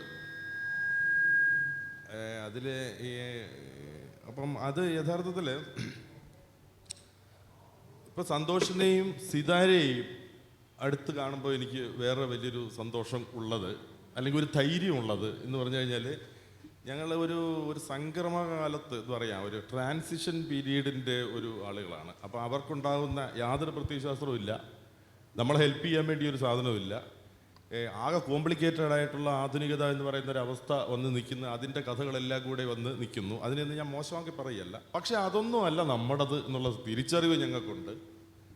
അപ്പം അങ്ങനെ പോകുന്ന ഒരു ലോകത്തിലെ ഒരു സംഭവത്തിലേക്കാണ് ഈ എഴുത്തിൻ്റെ ഒരു ഇതിലേക്ക് വരുന്നത്. അപ്പം ഞാൻ ആലോചിക്കുകയാണ് എൻ്റെ കഥ എന്താണെന്നുള്ളതിനെ പറ്റി ആലോചിക്കുമ്പോൾ ജോൺ സാറൊക്കെ പറഞ്ഞ പോലെ തന്നെ ഞാൻ കൊച്ചുനാളിൽ തന്നെ വലിയ കഥാകൃത്തായിരുന്നു എന്നാണ് എനിക്കിപ്പോൾ തോന്നുന്നത്. കാരണം ഇത് എനിക്കിപ്പോൾ ഞാൻ ആദ്യം വായിച്ച ഒരു കഥയുടെ ഓർമ്മയുണ്ട്. ആ കഥ തന്നെയാണ് ഞാനിപ്പോഴും എഴുതുന്നത് എന്ന് എനിക്ക് തോന്നുന്നത്. കുട്ടിക്കഥകൾ വായിച്ചതിലേ, അതായത് റഷ്യൻ ബാലസാഹിത്യ പുസ്തകങ്ങളിലെ കഥകൾ വായിക്കുക നമ്മളെല്ലാവരും വായിച്ചിട്ടുണ്ടെന്ന് തോന്നുന്നു. അപ്പം 5ാം ക്ലാസ്സിൽ 6ാം ക്ലാസ്സിലൊക്കെ പഠിക്കുന്ന സമയത്ത് ഈ നമ്മുടെ ഒരു ചെറിയൊരു വീട്ടിലാണ് ഞാൻ താമസിക്കുന്നത്. ചുറ്റുപാടും ഭയങ്കര റബ്ബർ തോട്ടങ്ങളാണ്, വേറെ ആളുകളെയാണ്. അപ്പോൾ റഷ്യൻ ബാലസാഹിത്യ പുസ്തകം വായിച്ചിട്ടുണ്ടാവും, നിങ്ങളറിയാം മറ്റേ പുസ്തകങ്ങൾ. അതിനകത്തൊക്കെ സന്തോഷം ഒന്ന് പിടിച്ചോണേ ഇപ്പം പറയുന്നു ടൈപ്പ്. അപ്പോൾ അത് മഞ്ഞ്, ക്രിസ്മസ് വരുന്നു, മഞ്ഞു വീഴുന്നു, മഞ്ഞു മനുഷ്യനെ ഉണ്ടാക്കുന്നു, വലിയ പൈൻ മരം മുടിച്ച് വലിച്ച് കൊണ്ടുവന്നിട്ട് മരം ഉണ്ടാക്കുന്നു. അപ്പോഴാണ് നമ്മുടെ നാട്ടിൽ ക്രിസ്മസ് വരുന്നു, റബ്ബറും തോട്ടം ഇങ്ങനെ ആടി നിൽക്കുന്നുണ്ട്. 5ാം ക്ലാസ്സിൽ നമ്മുടെ ചുറ്റുപാടുള്ള ആളുകളൊക്കെ വാടേ നമുക്കൊരു കാര്യം ചെയ്യാമെന്ന് പറഞ്ഞിട്ട് ഈ റബ്ബർ മരത്തിൻ്റെ കൊമ്പ് മുറിച്ച് നമ്മളിങ്ങനെ വലിച്ചു കൊണ്ടുവന്നിട്ട് ക്രിസ്മസ് മരം ഉണ്ടാക്കുക. ഈ എന്തെന്നാണ് ഈ ചെയ്യുന്നത് നമ്മുടെ കൂടെ വരുന്നവന്മാർക്കൊന്നും അറിയുന്നില്ല. അവർ കൂടെ വരുന്നു ചെയ്യുന്നു എന്ന് മാത്രമാണ്. അപ്പം ഞാൻ പിന്നീട് ആലോചിച്ചപ്പം അത് ആ സംഭവത്തിന് ശേഷം കഥ എൻ്റെ ജീവിതത്തിൽ നിന്ന് മാറിയിട്ടില്ല. കഥ വായനയായാലും അതിൻ്റെ നിർമ്മിതിയായാലും ഈ രീതിയിലേക്ക് അത് ഏറിയും തിരിഞ്ഞും ഇങ്ങനെ മാറിക്കൊണ്ടിരിക്കും എന്നുള്ളൊരു പ്രശ്നത്തിലാണ് ഞാൻ ആലോചിക്കുകയാണ്. റഷ്യയിലെ ഏതോ എനിക്ക് അന്ന് മനസ്സിലായതാണ് യഥാർത്ഥത്തിൽ കഥയുടെ എനിക്ക് മനസ്സിലായത് ഇതാണ്. കഥ എന്ന് പറഞ്ഞാൽ, ലിറ്ററേച്ചർ എന്ന് പറഞ്ഞു കഴിഞ്ഞാൽ, ഫിക്ഷൻ എന്ന് പറഞ്ഞു കഴിഞ്ഞാൽ, റഷ്യയിലെ ഭൂലോകത്തിൻ്റെ മൂലയിലുള്ള വേറെ ഏതോ രാജ്യത്തുള്ള ഒരു കുട്ടിയുടെ മനസ്സ് ഈ കൊല്ലം ജില്ലയുടെ ഒരു മൂലയ്ക്ക് ഒരു ഉഗ്രാമം തിരിക്കുന്ന ഒരു കുട്ടിയുടെ മനസ്സിലേക്ക് കയറുകയും അവൻ്റെ രക്തം ചലിക്കുന്നത് പോലെ ഇവിടെ ചലിക്കുകയും ചെയ്യുക എന്ന് പറയുന്ന ഒരു പ്രോസസ്സ് അപാരമായൊരു സംഭവമാണ്. ഒന്ന് ആലോചിച്ച് നോക്കുക. ആ റഷ്യൻ ബാലസാഹിത്യ കൃതികൾ അല്ല, അതിനുശേഷം പിന്നീട് നമ്മൾ വായിച്ച സംഭവങ്ങളുടെ മാക്സിം ഗോർക്കിയൊക്കെ നമ്മൾ വായിച്ചിട്ടുണ്ട്. മാക്സിം ഗോർക്കിയ പറഞ്ഞത് മനുഷ്യന് ഏറ്റവും സുന്ദരമായ പദം മറ്റൊരുവൻ്റെ പേര് സംഗീതമായി വരുന്ന, പേര് ഇഷ്ടമായി എന്നല്ല മ്യൂസിക്കായി വരുന്നൊരു കാലം വരുമെന്നൊക്കെ പറഞ്ഞാൽ ആ മാക്സിം ഗോർക്കി എഴുതിയ ആ സ്ഥലത്താണ്, അതേ സ്ഥലത്ത് തന്നെയാണ് ഇപ്പം ആ മാക്സിം ഗോർക്കി നടന്നുപോയി യുക്രൈനിൽ പോയി ഇത്രയും കുട്ടികളെ, അതായത് അതേ രാജ്യത്തിലെ ഫിക്ഷൻ കുട്ടികൾക്ക് സ്വപ്നങ്ങൾ ഉണ്ടാക്കി കൊടുത്ത ഒരു രാജ്യത്ത് കുട്ടികളെ കൊന്നിട്ടിരിക്കുകയാണ് എന്നുള്ളതാണ് പ്രശ്നം. എനിക്ക് എൻ്റെ പ്രധാനമായിട്ട് തോന്നുന്നത് അവർ ഈ മാക്സിം ഗോർക്കിയെ വായിക്കുന്നത് നിർത്തി എന്നുള്ളതാണ് പ്രശ്നം. ആ പട്ടാളക്കാർക്കോ അല്ലെങ്കിൽ ആളുകൾക്ക് മാക്സിം ഗോർക്കിയുടെ കുറച്ച് കോപ്പി പ്രഭാത് ബസുകാരോട് പറഞ്ഞാൽ അവർ വേണമെങ്കിൽ ഇവിടുന്ന് അടിച്ചു കൊടുക്കും, അവിടുന്ന് ഇങ്ങോട്ട് തന്നെയായിരിക്കും. കൊടുത്തിരുന്നെങ്കിൽ ഈ സംഭവം മാറും എന്നുള്ള പ്രശ്നം. സത്യം പറഞ്ഞാൽ ആ മാനവികത എന്ന് പറയുന്നതിൻ്റെ ഒരു യൂണിവേഴ്സാലിറ്റി ഉണ്ടല്ലോ, എൻ്റെ സ്വന്തം വിശ്വാസമാണ് തന്നെ. അതുകൊണ്ട് തന്നെ പ്രത്യയശാസ്ത്രങ്ങൾ വെറും പഞ്ഞിത്തുണ്ടുകളാണെന്ന് മാത്രമാണ് എൻ്റെ അഭിപ്രായം. കാരണം കഥയിൽ വരുന്ന സംബന്ധിച്ച് പ്രത്യയശാസ്ത്രങ്ങൾ കബഡിപ്പിക്കലാണ് സാധനം. അത് കഥയുടെ എറ്റേണിറ്റി ആയിട്ട് യാതൊരു ബന്ധവുമില്ല. നിങ്ങൾക്ക് ഏത് പ്രത്യയശാസ്ത്രമാണ് ഒരു 100 കൊല്ലത്തിനപ്പുറം ജീവിച്ചിരിക്കുന്നത്? 100 കൊല്ലത്തിനുള്ളിൽ ചത്തുപോകുന്ന ഏതെങ്കിലും ഫിക്ഷൻ ഉണ്ടോ? നല്ല ഫിക്ഷൻ ചുരുക്കത്തിൽ ഓരോ പ്രത്യേക കാലഘട്ടത്തിലുണ്ടാകുന്നത്. പിന്നെ പ്രത്യയശാസ്ത്രം നമ്മൾ ഈ പറഞ്ഞ പൊളിറ്റിക്സ് എന്നുള്ള വാക്കുകൾ വരുന്നതുകൊണ്ട് ഞാൻ പറയുകയാണ്, ഈ സാധനം അതിന് രൂപം മാറുകയും സംവരണത്തിന് വേണ്ടിയോ, അതിനെപ്പറ്റി ഞാൻ പറയുന്നില്ല, അങ്ങനെയുള്ള ഒരുപാട് കാര്യങ്ങൾക്ക് വേണ്ടിയും ഇതൊരു സംഘം ചേരലിന് ഉപകരണമാക്കി മാറ്റുകയും എന്നിട്ട് അത് പ്രത്യയശാസ്ത്രമാണെന്ന് പറയുകയും ചെയ്യുന്ന ചില സമ്പ്രദായങ്ങളാണ് കാണുന്നത്. അല്ല, കഥയിൽ പ്രത്യയശാസ്ത്രമല്ല, അതിനകത്ത് മാനവികത എന്ന് പറയുന്ന വിശാലമായൊരു പ്രത്യയശാസ്ത്രം മാത്രമേ ഉള്ളൂ എന്നുള്ളതാണ് ഒരു പ്രശ്നം. അതുകൊണ്ട് തന്നെ അത്രയും ചർച്ചയ്ക്കൊന്നും ഞാൻ പോകാറുമില്ല, അത്തരം ആളുകളോട് ഞാൻ കൂടാറുമില്ല. കാരണം എന്ന് വെച്ച് കഴിഞ്ഞാൽ എൻ്റെ മനസ്സിലെ കഥ എന്ന് പറയുന്നത് ഞാൻ 6ാം ക്ലാസ്സിൽ പഠിച്ചപ്പോൾ വായിച്ച ആ മാനവികതയുടെ ബൗണ്ടറി ഇല്ലാത്ത മാനവികതയുടെ ഒരു സംഭവം എന്നുള്ളതാണ്. പിന്നെ വീണ്ടും ആലോചിച്ച് നോക്കുമ്പോൾ എനിക്ക് ആലോചിക്കുക കഥയുടെ നിർമ്മിതി. ഇത് ഞാൻ വായനയുടെ കാര്യമാണ് ഞാനത് പറഞ്ഞത്. നിർമ്മിതിയുടെ കാര്യം ഏറ്റവും രസം നന്ദകുമാർ മാഷ് പറഞ്ഞപ്പോൾ അമ്പിളിയമ്മാവിൻ്റെയും പൂമ്പാറ്റയുടെ കഥ പറയായിരുന്നല്ലോ സാധനം. ഞങ്ങളുടെ നാട്ടിലൊന്നും അങ്ങനെ ഈ റഷ്യൻ ബാലസാഹിത്യ പുസ്തകം കിട്ടിയെങ്കിലും ഇതുപോലെ പൂമ്പാറ്റ എന്ന് പറഞ്ഞ സാധനങ്ങളൊന്നും അധികമൊന്നും വരുന്നില്ല. അങ്ങനെ ഒരു വീട്ടിൽ അത് വരുന്നുണ്ട്. അപ്പോൾ അവിടുത്തെ പയ്യനത് വായിച്ചിട്ട് അത് എനിക്ക് വേറൊരാൾ എത്തിച്ചു തരും. അപ്പോൾ ഞാൻ വിചാരിക്കും 5ാം ക്ലാസ്സിലൊക്കെ പഠിക്കുന്ന 4ാം ക്ലാസ്സിൽ പഠിക്കുമ്പോഴായിരിക്കും ആ എത്തിക്കുന്ന പിറ്റേന്ന് കിട്ടുമല്ലോ, പിറ്റേന്ന് കിട്ടില്ല, പിറ്റേന്ന് കിട്ടുമായിരിക്കും. പിറ്റേന്ന് കിട്ടില്ലാതെ വരുമ്പോഴത്തേക്ക് പ്രശ്നമാവുമല്ലോ, നമ്മളത് മനസ്സിലിങ്ങനെ ഇരിക്കുകയായിരിക്കും. ഞാനിപ്പോൾ പറയാം, നിങ്ങൾ വിശ്വസിച്ചാലും ഇല്ലെങ്കിലും ചില രാത്രികളിൽ ഉറക്കത്തിൽ ഞാൻ ഒരു പൂമ്പാറ്റ മുഴുവൻ സ്വപ്നം കണ്ടിട്ടുണ്ട്. ആദ്യം മുതൽ അവസാനം വരെ ഞാൻ സ്വപ്നം കണ്ടിട്ടുണ്ട്. അത് നോവലിൻ്റെ ബാക്കി, മറ്റേതിൻ്റെ ബാക്കി, കബീഷിൻ്റെ ചിത്രകഥ എന്തായിരിക്കും, മറ്റേതായിരിക്കും, മറിച്ചൊക്കെ അബോധത്തിൽ ഞാൻ സ്വപ്നം കണ്ടിട്ടുണ്ട്. അപ്പോൾ എനിക്ക് തോന്നുന്നു ഞാൻ കഥയിൽ വീണുപോയിട്ടുണ്ട് എന്നുള്ളതാണ് ഒരു പ്രശ്നം വരുന്നത് സാധനത്ത്. അത് ശരിയായ വഴിക്കാണോ തെറ്റായ വഴിക്കാണോ എന്നും എനിക്ക് അങ്ങനെ പറയാൻ പറ്റുന്നില്ല.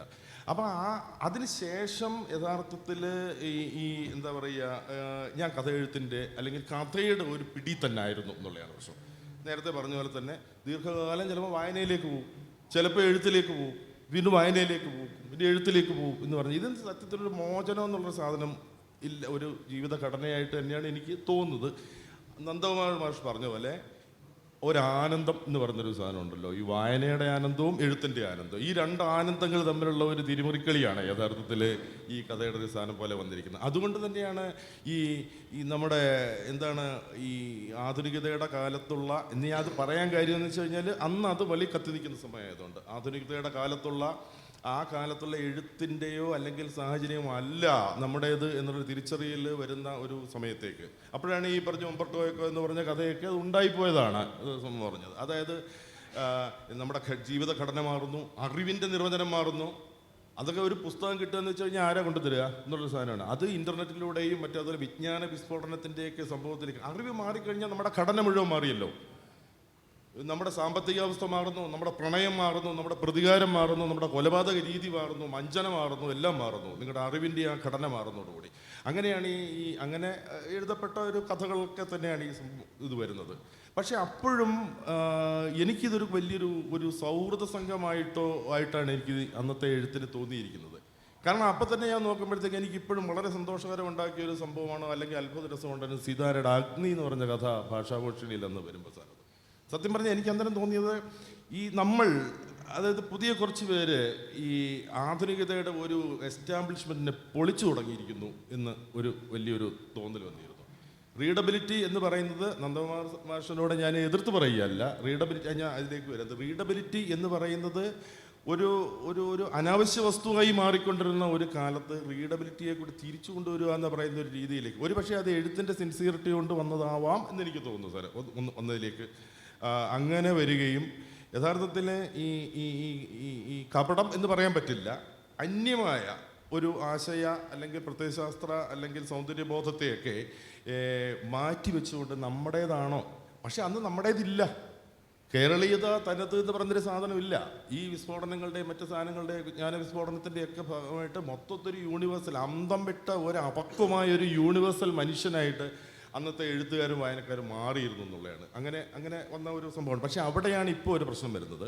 ഈ കഥയുടെ സന്തോഷം തോന്നില്ല 25-30 വർഷമായല്ലോ എന്ന് അത്ഭുതം തോന്നുന്നു എന്ന് പറഞ്ഞ പോലെ. പക്ഷേ അത് ഞാൻ ഫോളോ ചെയ്യുമ്പോഴും എനിക്കിപ്പോൾ പറയാനുള്ളത് വെച്ച് കഴിഞ്ഞാൽ അന്ന് തുടങ്ങിയത് വലിയൊരു മണ്ടത്തരത്തിലേക്ക് യഥാർത്ഥത്തിൽ പോയി നിൽക്കുകയാണെന്നാണ് എനിക്ക് തോന്നുന്നത്. കാരണം റീഡബിലിറ്റിയാണ് ഏറ്റവും വലിയ സംഭവം എന്ന് ഇപ്പോഴത്തെ കഥയിലോ എഴുത്തിൻ്റെയോ ഒരു വായനക്കാരൻ എന്ന രീതിയിൽ എനിക്ക് തോന്നുന്നുണ്ട്. കാരണം പലപ്പോഴും ആ റീഡബിലിറ്റിയുടെ ഉത്സവം കൊണ്ട് കഥ ഒഴിഞ്ഞൊക്കെ പോവുകയാണ് എന്നുള്ള ഒരു പ്രശ്നം. എന്തുകൊണ്ട് സങ്കീർണമാക്കണം എന്ന് അദ്ദേഹം പറഞ്ഞതിനോട് ചേർത്തൊരു വാചകം ഞാൻ പറയുന്നത് വെച്ച് കഴിഞ്ഞാൽ, പുറത്തുണ്ടാകുന്ന മിക്കവാറും കഥകളെല്ലാം മുമ്പൊക്കെ എന്ന് പറയുന്നത് യഥാർത്ഥത്തിൽ എങ്ങനെയായിരുന്നു, വളരെ സാധാരണമായ ജീവിത സന്ദർഭങ്ങളെ എടുത്ത് അതിൻ്റെ കോംപ്ലിക്കേറ്റഡ് ആയിട്ട് ലെവൽസ് സ്വപ്നം കണ്ട് പോയിട്ട് അതുണ്ടാക്കുകയായിരുന്നു യഥാർത്ഥത്തിൽ കഥ എന്ന് പറഞ്ഞാൽ. ആധുനികതയുടെ കാലത്തൊക്കെ സൃഷ്ടിക്കപ്പെട്ട ഏതാണ്ടൊക്കെ അങ്ങനെയാണ് എന്ന് പറയാം.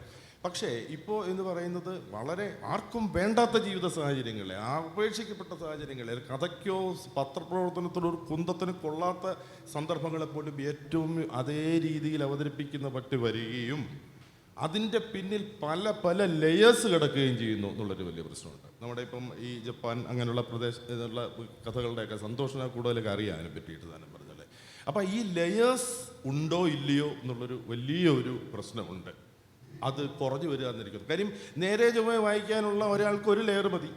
പക്ഷെ അടരുകൾ പോലെ ഏറ്റവും ലളിതമായ കഥ നീങ്ങിക്കൊണ്ടിരിക്കുന്ന ഒരു ലോക സാഹചര്യം ഇപ്പോഴും ഉണ്ടെന്നുള്ളതാണ്. പക്ഷേ മലയാളത്തിലെ കഥയിലെ ഈ പറഞ്ഞ കാര്യം, ഈ നമ്മൾ കൂടെ വായനക്കാരൻ കൂടെ ആയതുകൊണ്ട് പറയുന്നില്ലേ, ഈ ഒരു ലെയറുകളെ ഉപേക്ഷിച്ചുകൊണ്ടുള്ള അതല്ലെങ്കിൽ ഇങ്ങനെ പ്ലെയിൻ സ്പീക്കിംഗ് ആയിട്ട് കഥ മാറുന്നുണ്ടോ?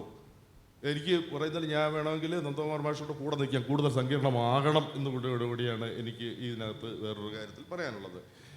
മറ്റൊന്ന്, ഈ കഥയെപ്പറ്റി പറയുക എന്നുള്ളൊരു സാധനം പറഞ്ഞതുപോലെ അപ്പോൾ അങ്ങനെ ഒരു കഥയുടെ എൻ്റെ കഥ എന്ന് പറയുമ്പോഴത്തേക്ക് ആ ഒരു പ്രോസസ്സിലേക്ക് വരുമ്പോഴാണ് യഥാർത്ഥത്തിൽ ഈ കഥയെ സമീപിക്കാനുള്ള പേടി കൊണ്ടാണോ ഞാൻ കവിതയിലാണ് തുടങ്ങി വെച്ചത്. കവിത തുടങ്ങി വെച്ച് കഴിഞ്ഞാൽ കുറഞ്ഞ കവിതകളൊന്നും ആയിരുന്നില്ല കേട്ടോ. സാനുഭാഷൊക്കെ കുങ്കുമത്തിലൊക്കെ എടുത്ത് പ്രസിദ്ധീകരിക്കുകയൊക്കെ ചെയ്തോളാം ഞാൻ സാധനം കഥകൾ. അപ്പോൾ അങ്ങനെ വന്നപ്പോഴത്തേക്കുണ്ട്. പക്ഷേ നമുക്ക് ഫിക്ഷനാണല്ലോ ഒരു സാധനം. ചേസ് എന്ന് പറഞ്ഞിട്ടൊരു കഥ എഴുതി, ജെയിംസ് ഹാഡ്ലി ചേസ് എന്ന് പറയുന്ന എൻ്റെ ഒരു ബന്ധപ്പെട്ട, ചേസുമായിട്ട് ബന്ധമൊന്നുമില്ല, ഒരു ഉഷാറിനിട്ടൊരു ഹെഡിങ് വന്നേ ഉള്ളൂ, ചേസ് എന്ന് പറഞ്ഞ കഥ എഴുതി. ആ കലാകൗമുദിയിലെ ജയേന്ദ്രൻ നായർ സാറിന് കലാകൗമുദിയിൽ അയച്ചു കൊടുത്തു. കലാകൗമുദിയിൽ അയച്ചു കൊടുത്തപ്പോഴത്തേക്ക് സത്യം പറഞ്ഞു കഴിഞ്ഞാൽ അത് VK-ൻ്റെ കഥ വരുന്ന ഇത് MT വാസുദേവൻ്റെ നോവൽ അവസാനിച്ചിട്ടേ ഉള്ളൂ. അങ്ങനെയൊക്കെയുള്ള അതായത് മാതൃഭൂമിയിലും കലാകൗമുദിയിലും ആളുകളെല്ലാവരും എഴുതാൻ മത്സരിക്കുന്നൊരു കാലത്ത് നമ്മൾ എഴുതുന്നൊരു കഥ കൊടുത്തപ്പോഴത്തേക്ക് ഉറപ്പായും ആ കഥയുടെ ക്വാളിറ്റി കൊണ്ട് ജയേന്ദ്രൻ നായർ സാറിന് അതെടുത്ത് കൊട്ടയിലിടുന്നതിന് യാതൊരു തടസ്സമില്ല. അങ്ങനെയൊക്കെ യാതൊരു പ്രയാസവും അതിനകത്തില്ല. കാര്യം ഒന്നും ചോദിക്കാനും പറയാനും ഇല്ല ഒരു കാര്യത്തിൽ. പക്ഷെ അങ്ങനെ അദ്ദേഹം അന്ന് ആ കൊട്ടയിൽ ഇട്ടിരുന്നുണ്ടെങ്കിൽ ഞാൻ ഒരു 5-10 കൊല്ലത്തേക്ക് കഥ എഴുതില്ലായിരുന്നു. കാര്യം അത് ശരിയാവത്തില്ല എന്നുള്ളൊരു തോന്നുന്നു. കാരണം എൻ്റെ കഥയുടെ ഒരു സങ്കല്പം എന്നൊക്കെ പറഞ്ഞാൽ വേറെയായിരുന്നു അത്. പക്ഷേ അത്ഭുതകരമായിട്ട് ജയേന്ദ്രൻ സാർ ആ കഥ അതിനകത്ത് ഇട്ട് സെൻട്രൽ സ്പ്രിന്റ് പോലെ അടിച്ചു വന്നു. പക്ഷേ ആ കഥയോടുള്ള എൻ്റെ കോൺഫിഡൻസ് കാരണം ഈ 150 കഥകളും പുസ്തകമായിട്ട് വന്നിട്ടുണ്ട്. 150 ഞാൻ പറഞ്ഞതാണ്, 130 വരുമെന്ന് തോന്നുന്നു. 100 കഥകൾ വന്നു, പിന്നെ 2-3 കഥാസമാഹാരമുണ്ട്. ഒറ്റ ഒന്നിൽ ഞാൻ അതെടുത്ത് കൊടുത്തിട്ടില്ല. കാര്യം അതാണ് എൻ്റെ പ്രശ്നം. അതുകൊണ്ട് അപ്പോൾ അതിൻ്റെ ഒരു എന്ന് പറഞ്ഞു അത്. അപ്പം അങ്ങനെ ഉള്ള ഒരു അപ്പം ഞാൻ പറഞ്ഞില്ലേ, കഥയുടെ ഘടനയിൽ തന്നെയായിരുന്നു ഞാൻ ജീവിച്ചുകൊണ്ടിരുന്നത്. ഇപ്പോഴും ജീവിച്ചിരിക്കുന്നത് അങ്ങനെയാണ്. ഞാനൊരു ഡ്രീമി മാനാണ് വേണമെങ്കിൽ പറയാം. കാര്യം വെച്ച് കഴിഞ്ഞാൽ ഞാൻ പത്രപ്രവർത്തനം, ഹാർഡ് ഫാക്ട്സ് കൈകാര്യം ചെയ്യുന്ന പത്രപ്രവർത്തനമാണ് കഴിഞ്ഞ 30 വർഷമായിട്ട് ചെയ്തുകൊണ്ടിരിക്കുന്നത്. പക്ഷേ എനിക്കൊരു എസ്കേപ്പിംഗ് മെക്കാനിസം, എസ്കേപ്പിംഗ് റൂട്ടാണ് യഥാർത്ഥത്തിൽ ഈ ഡ്രീമിങ് എന്ന് പറയുന്നൊരു സാധനത്തിൽ. അപ്പോൾ അതിൻ്റെ ഒരു ആനന്ദമുണ്ട്, അതിൻ്റെ കൺഫ്യൂഷൻസ് ഉണ്ട്, ഇങ്ങനെയൊക്കെ ഒരുപാട് പ്രശ്നങ്ങൾ അതിനകത്ത് വരുന്നുണ്ട് എന്നുള്ളതാണ്. അപ്പം പിന്നെ ഈ പറഞ്ഞ പോലെ തന്നെ ഭാഷയുടെ പ്രശ്നമുണ്ടല്ലോ. സത്യം പറഞ്ഞു കഴിഞ്ഞാൽ ഞാൻ ഒരു കൂടെ കടന്ന് പറഞ്ഞു കഴിഞ്ഞാൽ ഭാഷയാണ് കഥ എന്നുള്ളതാണ് എൻ്റെ ഒരു കോൺസെപ്റ്റ് എന്ന് പറഞ്ഞാൽ. ഭാഷയാണ് കഥ. കാരണം നിങ്ങൾക്ക് പറയാം ഒന്നോ രണ്ടോ കുറച്ച് തീമുകളെ, കുറച്ച് കാര്യങ്ങളേ ഉള്ളൂ, അങ്ങനെയൊക്കെ തിയറികളൊക്കെ വന്നിട്ടുണ്ട്. പക്ഷേ ആ തീം നമ്മുടെ നിന്ന് മാറിക്കിട്ടും. പക്ഷേ അങ്ങനല്ല. യഥാർത്ഥത്തിൽ ഭാഷ തന്നെ കഥയുടെ 99% കൊണ്ടുപോകുന്ന ഒരു വലിയൊരു വിചിത്ര സംഭവമാണ്.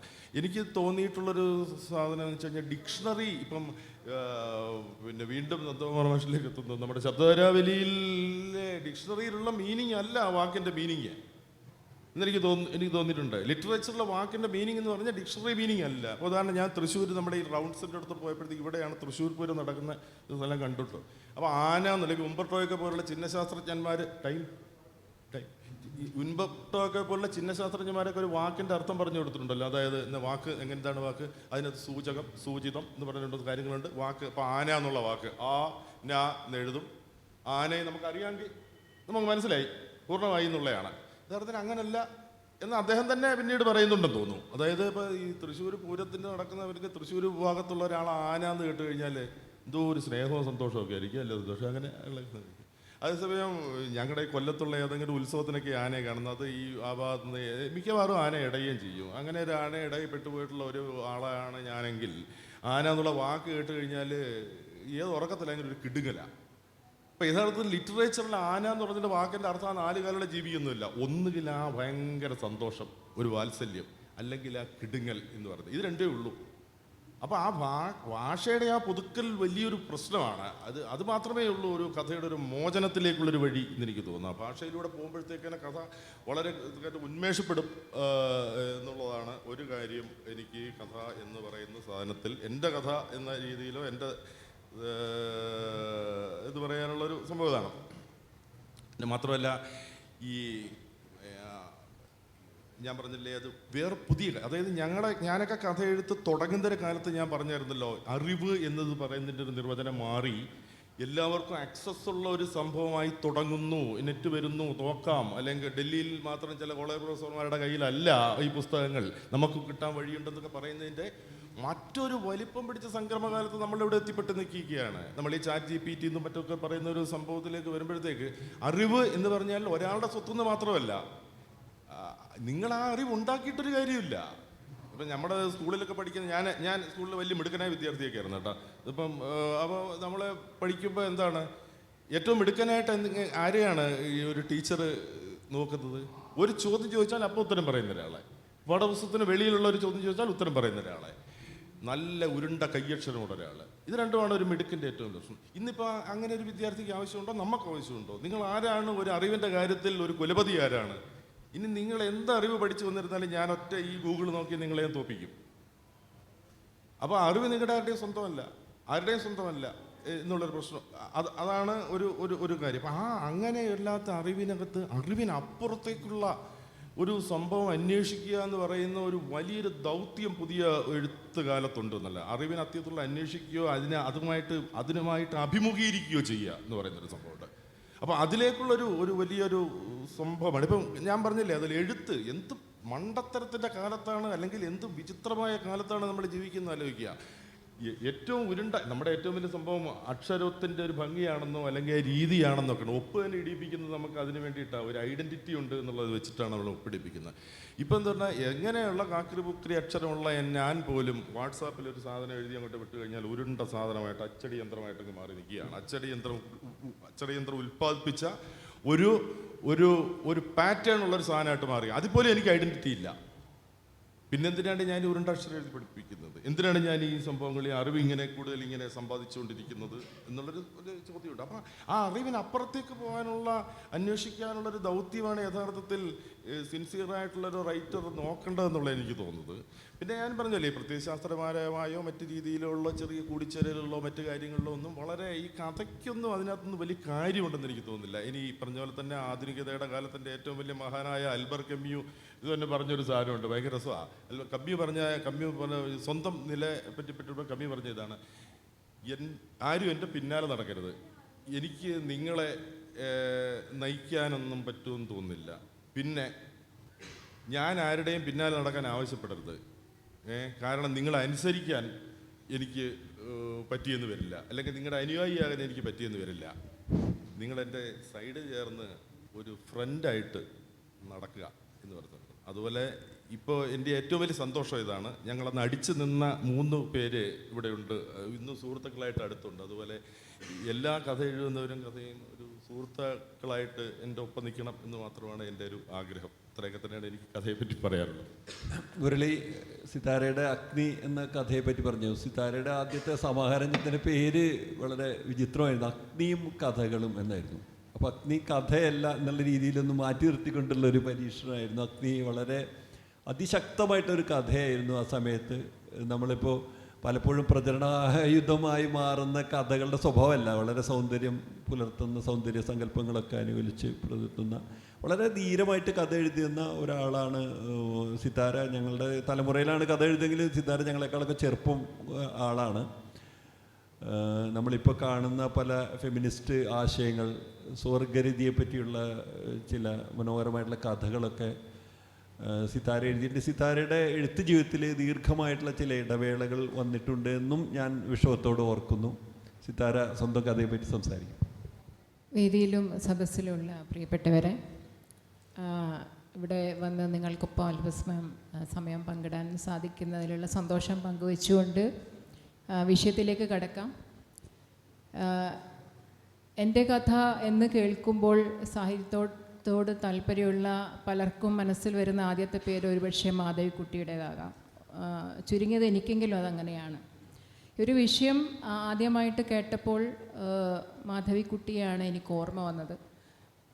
എൻ്റെ കഥ, എൻ്റെ കഥ, അത് കഥയോ ജീവിതമോ ആവട്ടെ, എന്തോ ആവട്ടെ, എൻ്റെ കഥയിലേക്ക് കൊണ്ടുവന്ന പ്രധാനപ്പെട്ട ഒരു വഴിത്തിരിവായിരുന്നു. ആ ഒരു വിഷയത്തെക്കുറിച്ചാണ് ഇന്ന് ഇവിടെ സംസാരിക്കാനുള്ളത്. അതിൽ എല്ലാം പെടും. ഇവിടെ പറഞ്ഞതുപോലെ കഥ എന്ന് മാത്രമാണെങ്കിൽ എന്തും പറയാം, പക്ഷേ എൻ്റെ കഥ എന്നാവുമ്പോൾ അതിന് എന്താണ് പറയേണ്ടത് എന്നറിയില്ല. അത് ഒരുപക്ഷെ ജീവിതത്തിൻ്റെ അല്ലെങ്കിൽ ജീവിതം തന്നെ ആകുന്ന കഥ അതിൽ നമ്മളുണ്ട്. നമ്മൾ ചിലപ്പോൾ ഇറങ്ങിപ്പോകുന്ന കഥ, അല്ലെങ്കിൽ നമ്മളെ തിരിച്ച് അതിലേക്ക് കൊണ്ടിരുത്തുന്ന കഥ, അത്തരത്തിലൊന്നാണ് എനിക്കും എൻ്റെ കഥയിലേക്ക് കടന്നു വന്നത് വായനയിൽ കൂടെയാണ്. ചെറുപ്പത്തിൽ ഒരുപാട് വായിക്കുമായിരുന്നു. നേരത്തെ പരാമർശിച്ച പോലെ മാധവിക്കുട്ടിയുടെ എൻ്റെ കഥയൊക്കെ ആ സമയത്തെ എഴുത്തോർമ്മകളിലെ ഏറ്റവും മനോഹരമായ ചിലതാണ്. അങ്ങനെയുള്ള വായനയിൽ നിന്ന് എഴുത്തിലേക്ക് വന്നപ്പോൾ സത്യം പറഞ്ഞാൽ അതൊരു വളരെ സീരിയസ് ആയിട്ടുള്ള ഒരു കാര്യമാണെന്നൊന്നും ആ ഒരു തുടക്ക പ്രായത്തിൽ എനിക്ക് തോന്നിയിട്ടേയില്ല.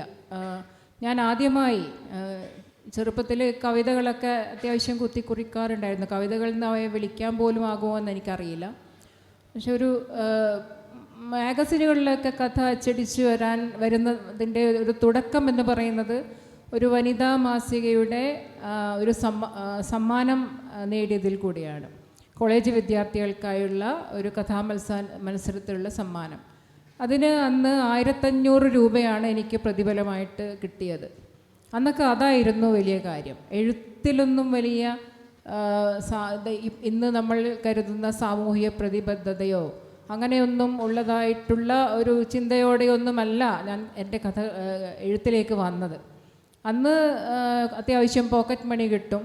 പിന്നെ കോളേജിൽ അത്യാവശ്യം നിശബ്ദയായി നടന്നിരുന്ന ഒരുപാട് അപകർഷകതകളുണ്ടായിരുന്ന ഒരു പെൺകുട്ടിക്ക് അവളുടെ വാക്കുകളും കേൾക്കാൻ ആളുകളുണ്ട് എന്നുള്ള ഒരു ആത്മവിശ്വാസം കിട്ടും. അങ്ങനെയൊക്കെയുള്ള ചില കുഞ്ഞു കുഞ്ഞു സന്തോഷങ്ങളാണ് എൻ്റെ എഴുത്തിൽ നിന്ന് എനിക്ക് കിട്ടിയിട്ടുള്ളത്.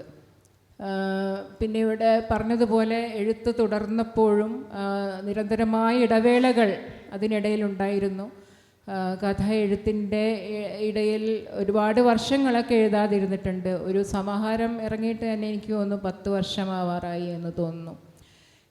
ഇത്രയൊക്കെ ഇടവേളകൾ ഉണ്ടായിട്ടും തുടക്കത്തിൽ അങ്ങനെ ഒരു ഒട്ടും ഗൗരവമായ എഴുത്തിനെ കാണാതിരുന്നിട്ടും തീർച്ചയായിട്ടും എൻ്റെ കഥകൾ എനിക്ക് എൻ്റെ ജീവിതത്തിൻ്റെ തന്നെ ഭാഗമാണ്. നേരത്തെ പറഞ്ഞതുപോലെ എൻ്റെ ജീവിതം തന്നെയാണ്.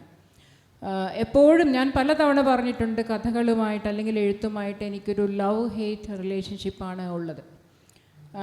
എനിക്ക് അതില്ലാതെ പറ്റുകയുമില്ല. എന്നാൽ എന്തെങ്കിലും ഒന്ന് എഴുതാനുണ്ടല്ലോ അല്ലെങ്കിൽ എന്തെങ്കിലും എഴുതണമല്ലോ എന്നുള്ള ചിന്ത എപ്പോഴും അലോസരപ്പെടുത്തുന്ന ഒന്നാണ്. ഒരു കഥ എഴുതി കൊടുക്കാനുണ്ടെങ്കിൽ വളരെ അതിനെപ്പറ്റി ഓർത്ത് അയ്യോ അത് എഴുതണമല്ലോ എന്ന് ചിന്തിച്ച് അങ്ങനെയൊക്കെ കഴിച്ചു കൂട്ടുന്ന ഒരു വ്യക്തിയാണ് ഞാൻ.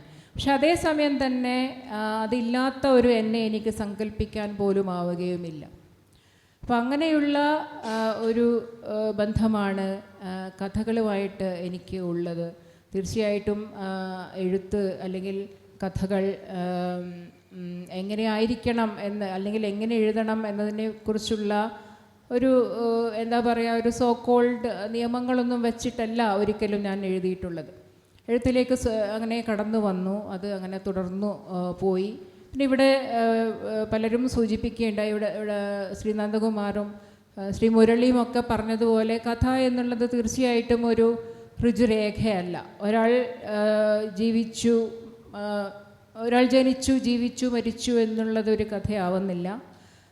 പക്ഷേ ഒരാളുടെ അല്ലെങ്കിൽ ഒരു വ്യക്തിയുടെ ഒരു അല്ലെങ്കിൽ അവരുടെ ജീവിത വഴികളിലെ ഉണ്ടാകുന്ന ഏതെങ്കിലും ഒരു പ്രത്യേക സന്ദർഭം അല്ലെങ്കിൽ ഒരു പ്രത്യേക അവസ്ഥ അല്ലെങ്കിൽ ആ ഒരു ഒഴുക്കിലുള്ള ഒരു പ്രത്യേക മാറ്റം, അതിനോട് അവരുടെ പ്രതികരണങ്ങൾ, ആ പ്രതികരണങ്ങൾ അവരുടെ ജീവിതത്തിലുണ്ടാക്കുന്ന തുടർ മാറ്റങ്ങൾ, ഇതൊക്കെയും കഥകളാണ്.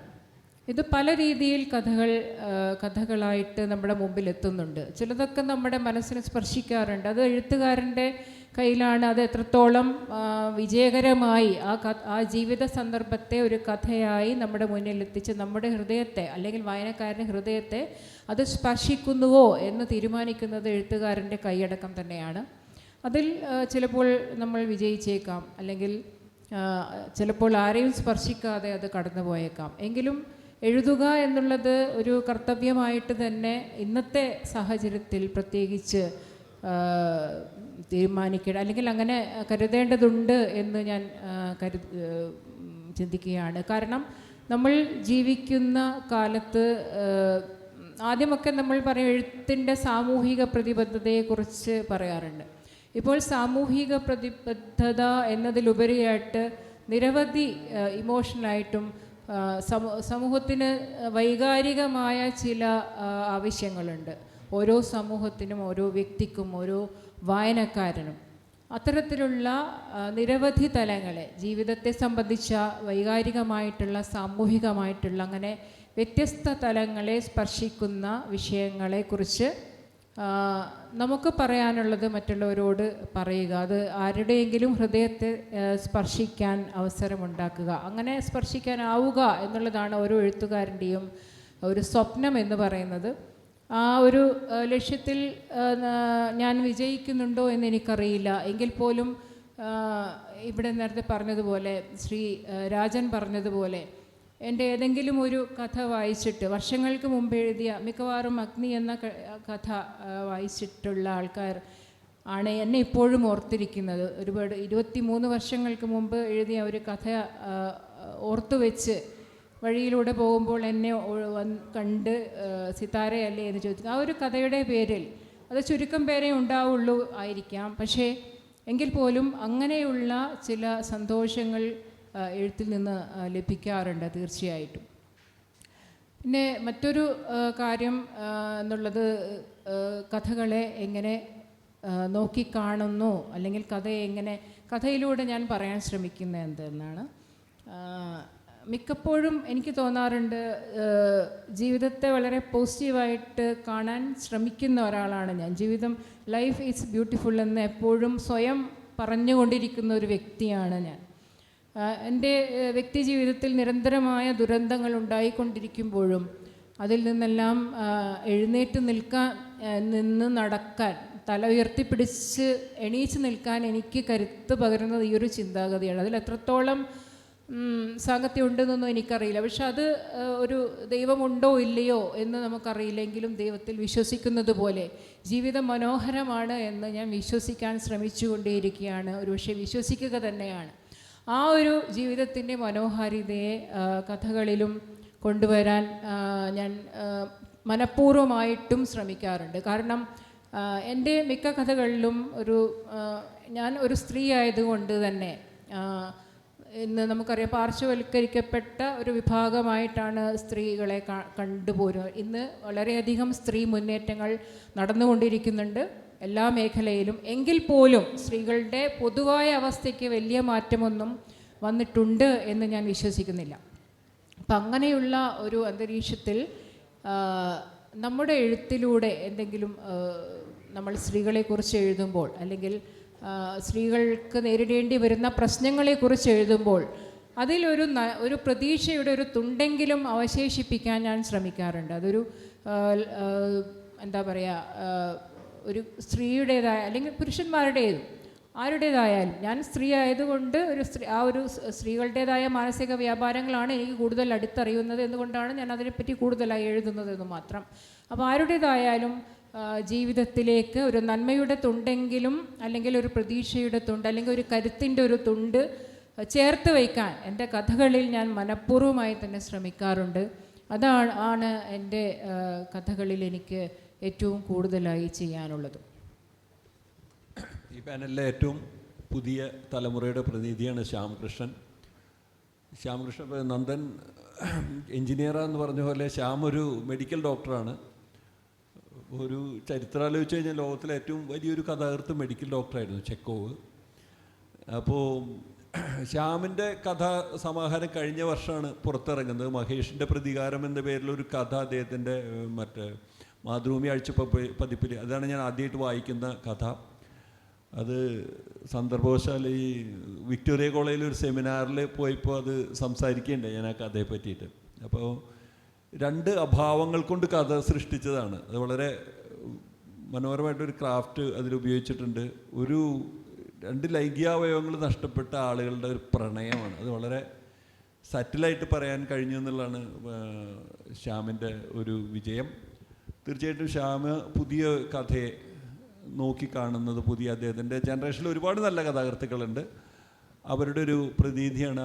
ഏറ്റവും പുതിയ സെറ്റ് ജനറേഷൻ എന്നൊക്കെ പറയാവുന്ന ഒരു ജനറേഷൻ്റെ പ്രതിനിധി എങ്ങനെ മലയാള കഥയെ കാണുന്നു, അവരുടെ ഭാവി ഒക്കെ അദ്ദേഹം സംസാരിക്കും. ബഹുമാനപ്പെട്ടവരെ, പ്രിയപ്പെട്ടവരെ, ഈ ഒരു സെഷനിലേക്ക് എനിക്ക് വിളി വരുമ്പോൾ രാജൻ സാറ് എന്നെ വിളിക്കുന്ന സമയത്ത് ഞാൻ സത്യത്തെ പ്രതീക്ഷിച്ചത് എൻ്റെ പ്രായത്തിലുള്ള അല്ലെ ചെറുപ്പക്കാരായ കുറേ എഴുത്തുകാരുടെ കൂടെ ഇരിക്കാമെന്നുള്ളൊരു കാര്യമാണ്.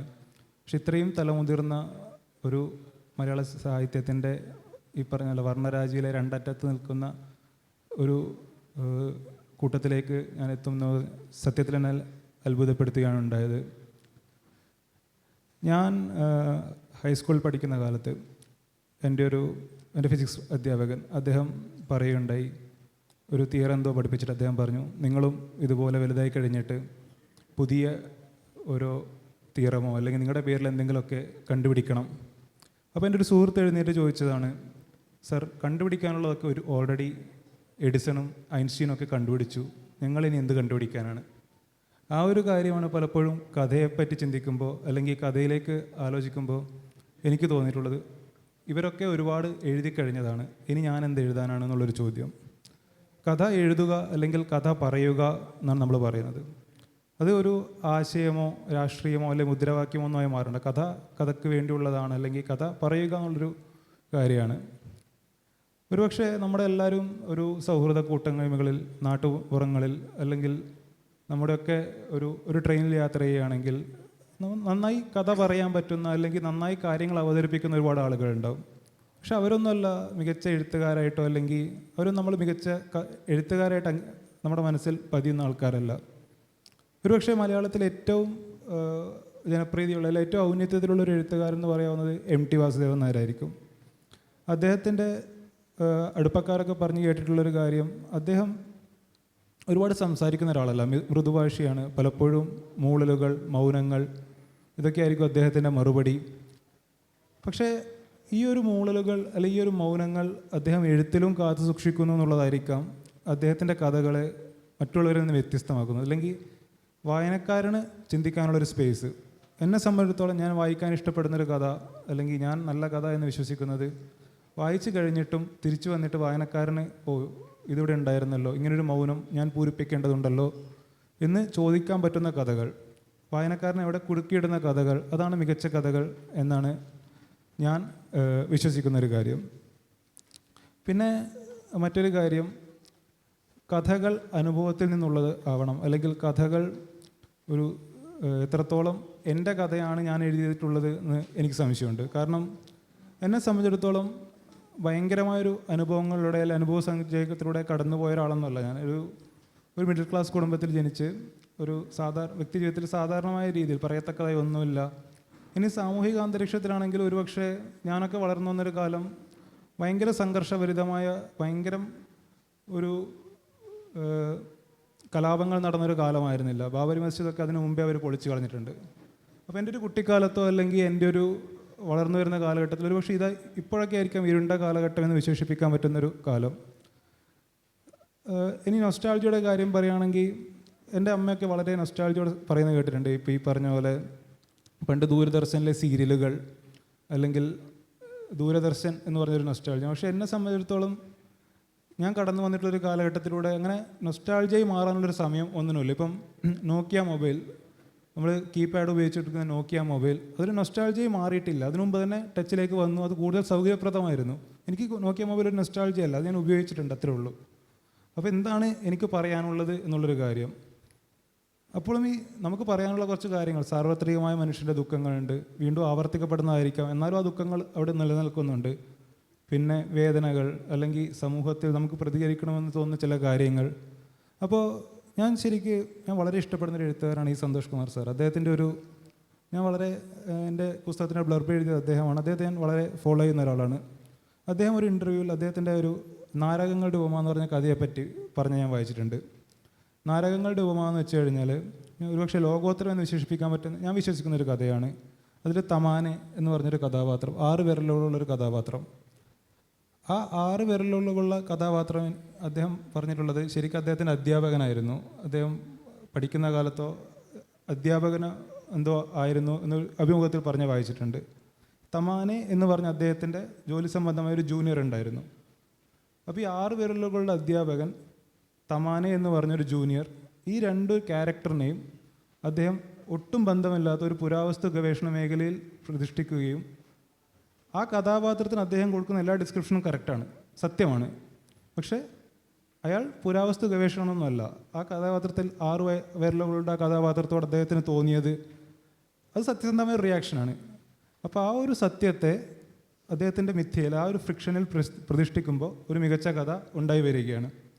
ആ ഒരു ടെക്നിക്ക് അല്ലെങ്കിൽ ആ ഒരു കാര്യം അതിനെ വളരെ സ്വാധീനിച്ചിട്ടുള്ളൊരു കാര്യമാണ്. ഒരുപക്ഷെ നമുക്കറിയുന്ന ഒരാളുകളെ നമുക്ക് അറിവില്ലാത്തൊരു ചുറ്റുപാടിൽ പ്രതിഷ്ഠിച്ചു കഴിഞ്ഞാൽ കുറച്ചുകൂടി സത്യസന്ധത വരികയും അതൊരു കഥയായി മാറുകയും ചെയ്യും. ഇപ്പോൾ ഞാൻ ത്രിലോക് എന്നൊരു കഥ എഴുതിയിട്ടുണ്ട്. അത് മണാലി പശ്ചാത്തലമായിട്ട് എൻ രാജൻ സാർ ദേശാമാനി കൊടുത്തൊരു കഥയാണ്. അത് അച്ചടിച്ച് വന്നതാണ്. ഒരുപക്ഷെ എനിക്ക് ഒരു കഥ എഴുത്തിന് ഭയങ്കര പ്രോത്സാഹനം തന്നൊരു സന്ദർഭം അതായിരുന്നു. അത് മണാലി പശ്ചാത്തലമായിട്ടുള്ളൊരു കഥയാണ്. ഞാനൊരിക്കൽ മണാലി ട്രിപ്പ് പോയ സമയത്ത് പരിചയപ്പെട്ടൊരു ടൂറിസ്റ്റ് ഗൈഡാണ് ത്രിലോക്. പക്ഷേ ത്രിലോക് എന്നൊരു കഥാപാത്രത്തെപ്പറ്റി ഞാൻ എഴുതിയ കാര്യങ്ങളിലെ സത്യമാണ്. പക്ഷേ ആ കഥ നടക്കുന്നത് ഞങ്ങളുടെ അനുഭവമോ അല്ലെങ്കിൽ ഭാവനയാണ്, മുഴുവൻ ഭാവനയിൽ നടക്കുന്നൊരു കഥയാണ്. അല്ലെ അദ്ദേഹം സൂചിപ്പിച്ച കഥ മഹേഷിൻ്റെ പ്രതികാരം എന്ന് പറഞ്ഞൊരു കഥ, അതൊരു PHC പ്രൈമറി ഹെൽത്ത് സെൻ്റർ പശ്ചാത്തലമാക്കിയിട്ടുള്ള കഥയാണ്. ഒരുപക്ഷെ ഞാൻ ഡോക്ടർ എന്ന രീതിയിൽ എനിക്കത് കുറച്ചുകൂടി പരിചിതമായൊരു മേഖലയാണ്, കുറച്ചുകൂടി പരിചിതമായൊരു ഏരിയയാണ്. അപ്പോൾ ആ ഒരു ഏരിയയിൽ ഒരു ഭാവനയിൽ സൃഷ്ടിച്ചൊരു കഥ, അത് എനിക്ക് തോന്നിയ എൻ്റെ തോന്നൽ ഒരു സൃഷ്ടിച്ച കഥ. അപ്പോൾ അതിന് കുറച്ചുകൂടി സ്വാഭാവികത കൈവന്നു, അല്ലെങ്കിൽ കുറച്ചുകൂടി ആളുകളിലേക്ക് എത്താനായി എന്നുള്ളതാണ് എനിക്ക് തോന്നിയിട്ടുള്ളൊരു കാര്യം. പിന്നെ മറ്റൊരു കാര്യം, കഥയെഴുത്ത് എളുപ്പമാണോ എന്നുള്ളൊരു കാര്യം. കഥയെഴുത്ത് എളുപ്പമുള്ളൊരു പ്രക്രിയയായിട്ട് എനിക്കൊരിക്കലും തോന്നിയിട്ടില്ല. ചില സമയത്ത് എനിക്കൊക്കെ ഈ പറഞ്ഞ പോലെ തോന്നിയിട്ടുണ്ട്, എൻ്റെ മനസ്സിലൊരു ആശയമുണ്ട്, എനിക്കത് എഴുതാൻ കഴിവില്ല, അത് ഈ പറഞ്ഞ പോലെ ആർക്കെങ്കിലും സന്തോഷ് കുമാർ സാറിനോ അല്ലെങ്കിൽ വിനോയ് തോമസിനോ ഒക്കെ അയച്ചു കൊടുത്തേക്കാം, അവർ നല്ലൊരു കഥയാക്കി മാറ്റിയേക്കാം എന്ന് തോന്നിയൊരു ഘട്ടത്തിൽ അദ്ദേഹം വീണ്ടും ഒരു അഭിമുഖത്തിൽ പറയുകയാണ്, ഒരു കഥ 200 പ്രാവശ്യമൊക്കെ മാറ്റി എഴുതും. അപ്പോൾ ആർക്കും ഇതൊരു എളുപ്പമുള്ള പ്രക്രിയ അല്ല എന്നുള്ളൊരു കാര്യമാണ് ഞാൻ മനസ്സിലാക്കുന്നത്. അപ്പോൾ നിരന്തരമായ ഒരു വായനയോ അല്ലെങ്കിൽ നിരന്തരമായ പുതുക്കലുകളിലൂടെ മാത്രമേ കഥയ്ക്ക് മുന്നോട്ട് പോകാനാവൂ എന്നാണ് ഞാൻ വിശ്വസിക്കുന്നത്. നന്ദി. ഈ സെഷൻ്റെ ഒരു ഖ്യാതി പുറത്ത് വരുന്നുണ്ടെന്നുണ്ട്, എല്ലാവരും ഇങ്ങനെ വരുന്നുണ്ട്, പക്ഷെ അതിന് സമയം കഴിയാറായി. അപ്പോൾ എനിക്ക് തോന്നുന്നത് കൺക്ലൂഡ് ചെയ്ത ചോദ്യങ്ങൾ, എൻ്റെ കഥയെപ്പറ്റി എനിക്ക് കൂടുതൽ സംസാരിക്കാനില്ല. കാരണം വെച്ച് കഴിഞ്ഞാൽ ഇവർ പറഞ്ഞിട്ടുള്ള ഒരു കഥയുടെ ഒരു പരിസരം തന്നെയാണ് എൻ്റെയും ജീവിതവും കഥയൊക്കെ. ഞാൻ ഇതിനെ എനിക്ക് തോന്നുന്നത് ഞാനത് ആവർത്തിക്കുകയായിരിക്കും. അക്കാദമിയിൽ ഒരു വലിയ സെഷൻ കഥയെപ്പറ്റി ഉണ്ടായിരുന്നു, അപ്പോൾ അത് പറഞ്ഞു കഴിഞ്ഞു, സമയക്കുറവുണ്ട്. അപ്പോൾ മുരളിയോ മറ്റേ നന്ദനോ ശ്യാമോ സിത്താരയൊക്കെ പറഞ്ഞ രാജനൊക്കെ പറഞ്ഞിട്ടുള്ള ഒരു കാലഘട്ടത്തിൻ്റെ ഒരു ഉൽപ്പന്നം തന്നെയാണ് ഞാനും. വേറെ രീതിയിൽ നമ്മളെല്ലാവരും വ്യത്യസ്ത രീതിയിൽ പെരുമാറുന്ന പോലെ വ്യത്യസ്ത രീതിയിൽ എഴുതുന്നു എന്നുള്ളതാണ്. വേണമെങ്കിൽ നിങ്ങൾക്ക് ആർക്കെങ്കിലും ഒരു ചോദ്യം കൂടി ചോദിക്കാനുള്ള സമയം ഒരു പക്ഷേ ഉണ്ട്, എന്തെങ്കിലും ഉണ്ടെങ്കിൽ. അല്ലെങ്കിൽ നമുക്ക് ഉണ്ടോ? ചോദ്യം വളരെ ഹ്രസ്വമായിരിക്കണം, സ്റ്റേറ്റ്മെൻറ്റുകൾ പരമാവധി കുറയ്ക്കുക. എനിക്ക് നന്ദകുമാർ സാറിനാണ് ചോദിക്കേണ്ടത്. സൈബർ മീഡിയയിൽ വരെ ഒരുപാട് കട്ടിങ് എഡ്ജ് ഏരിയയിലൊക്കെ പോകുന്ന സാറ്, എന്താണ് സാറിൻ്റെ ഒരു കഥയെപ്പറ്റിയുള്ള ഒരു കാഴ്ചപ്പാട്? അതായത് കഥ ചുരുളുകളായിട്ട് മാറുന്നു, സിനിമയ്ക്കകത്തൊരു സിനിമ, നോവലിനകത്തൊരു നോവൽ, അല്ലെങ്കിൽ കഥയ്ക്കകത്തൊരു നോവൽ, അങ്ങനെ കഥ ചുരുളുകളായിട്ട് മാറുന്നു. എക്കോ എല്ലാം പറയുന്ന മാതിരി ടെക്സ്റ്റിനകത്ത് വേറെ ടെക്സ്റ്റ്, ഇന്നർ ടെസ്റ്റ്, അല്ലെങ്കിൽ ഞാൻ വായനക്കാരൻ എന്നുള്ളത് വായിക്കുമ്പോൾ എൻ്റെ DNA ടെസ്റ്റ് എക്കോയുടെ ടെസ്റ്റുമായിട്ട് ഇൻട്രാക്ട് ചെയ്യുന്നു, അല്ലെങ്കിൽ ഇൻ്റർ ടെസ്റ്റ് ചെയ്യുന്നു. ഞാനതുപോലെ നന്ദകുമാർ സാറിനെ വായിക്കുമ്പോഴും എൻ്റെ DNA ടെസ്റ്റ് സാറിൻ്റെ DNA വരെ ഇൻട്രാക്ട് ചെയ്തു. സാറിൻ്റെ ഒരു ടേക്ക് അറിഞ്ഞു. ഇത് സങ്കീർണമായൊരു ചോദ്യമാണ്, സങ്കീർണമായൊരു ഉത്തരം പറയേണ്ടി വരും. പിന്നെ സമയപരിമിതി മൂലം അത് നിങ്ങൾ പറഞ്ഞ ഇൻ്റർ ടെക്സ്റ്റുവാലിറ്റിയുടെ അത് ആ പർട്ടിക്കുലർ കഥയെ ഉദ്ദേശിച്ച് മാത്രം ഞാൻ പറയാം. ഞാൻ അന്നത്തെ കാലത്ത് ഈ ജോലി കിട്ടാൻ വേണ്ടിയിട്ട് ഈ മൈക്രോസോഫ്റ്റിൻ്റെ നെറ്റ്വർക്ക് എൻജിനീയറിംഗ് പഠിച്ചുകൊണ്ടിരിക്കുന്നു. അതേ സമയത്ത് തന്നെ എൻ്റെ മുത്തച്ഛൻ്റെ മന്ത്രവാദ ഗ്രന്ഥങ്ങൾ വായിച്ചുകൊണ്ടിരിക്കുകയാണ്. ഇതെന്തിനു മന്ത്രവാദ ഗ്രന്ഥം വായിക്കുന്നു എന്ന് ചോദിച്ചു കഴിഞ്ഞാൽ വളരെ ഈസോട്രിക്കായിട്ടുള്ള ചില കാര്യങ്ങളിലുള്ള താല്പര്യം, നിങ്ങളുടെ യാഥാർത്ഥ്യത്തിനെ കുറിച്ചുള്ള സ്ഥിരം സങ്കല്പത്തിന് അപ്പുറത്തായിട്ടുള്ള ചില അന്വേഷണങ്ങൾ. അപ്പോൾ അത് രണ്ടും കൂടി പെട്ടെന്ന് വന്നു വീണിട്ടുള്ള ഒരു പ്രത്യേകതരം കെമിസ്ട്രിയുടെ മുകളിൽ അത് സംഭവിച്ചതാണ്. അത് ഈ മറ്റേ ഫ്രെയിം നരേറ്റീവ് എന്ന് പറയുന്ന സാധനം, ഇന്നർ ലെയേഴ്സ് എന്ന് പറഞ്ഞൊരു സംഗതി വളരെ ബോധപൂർവം ചെയ്തതല്ല. എൻ്റെ ഒരു ഓർമ്മ ശരിയാണെങ്കിൽ എനിക്കത് ഒറ്റ എഴുത്തിൽ തന്നെ കംപ്ലീറ്റ് ചെയ്യാൻ പറ്റിയിട്ടുള്ള ഒരു കഥയാണ്. പിന്നെ അതിൻ്റെ റെഫറൻസസ് ഉണ്ടായി. ബാക്കി എല്ലാ കഥകളിലും നമ്മൾ ചെയ്യുന്നത് പോലെ 3, 4, 5 തവണ കഥ എഡിറ്റ് ചെയ്യും. ഭാഷയാണ് അതിൻ്റെ അസംസ്കൃത വസ്തു എന്നുള്ളത് കൊണ്ട് വാക്കും അതിൻ്റെ ഘടനയും അതെവിടെ പ്രത്യക്ഷപ്പെടുന്നു അതൊക്കെ നോക്കി ചെയ്തൊരു കഥയാണ്. നമുക്ക് കൂടുതൽ പുറത്തുനിന്ന് സംസാരിക്കാം. ഓക്കെ, വളരെ സന്തോഷം. അപ്പോൾ ഇതോടുകൂടി എൻ്റെ കഥ കഴിഞ്ഞു അല്ലേ? എൻ്റെ കഥ കഴിഞ്ഞു. വളരെ സന്തോഷം. Thank you.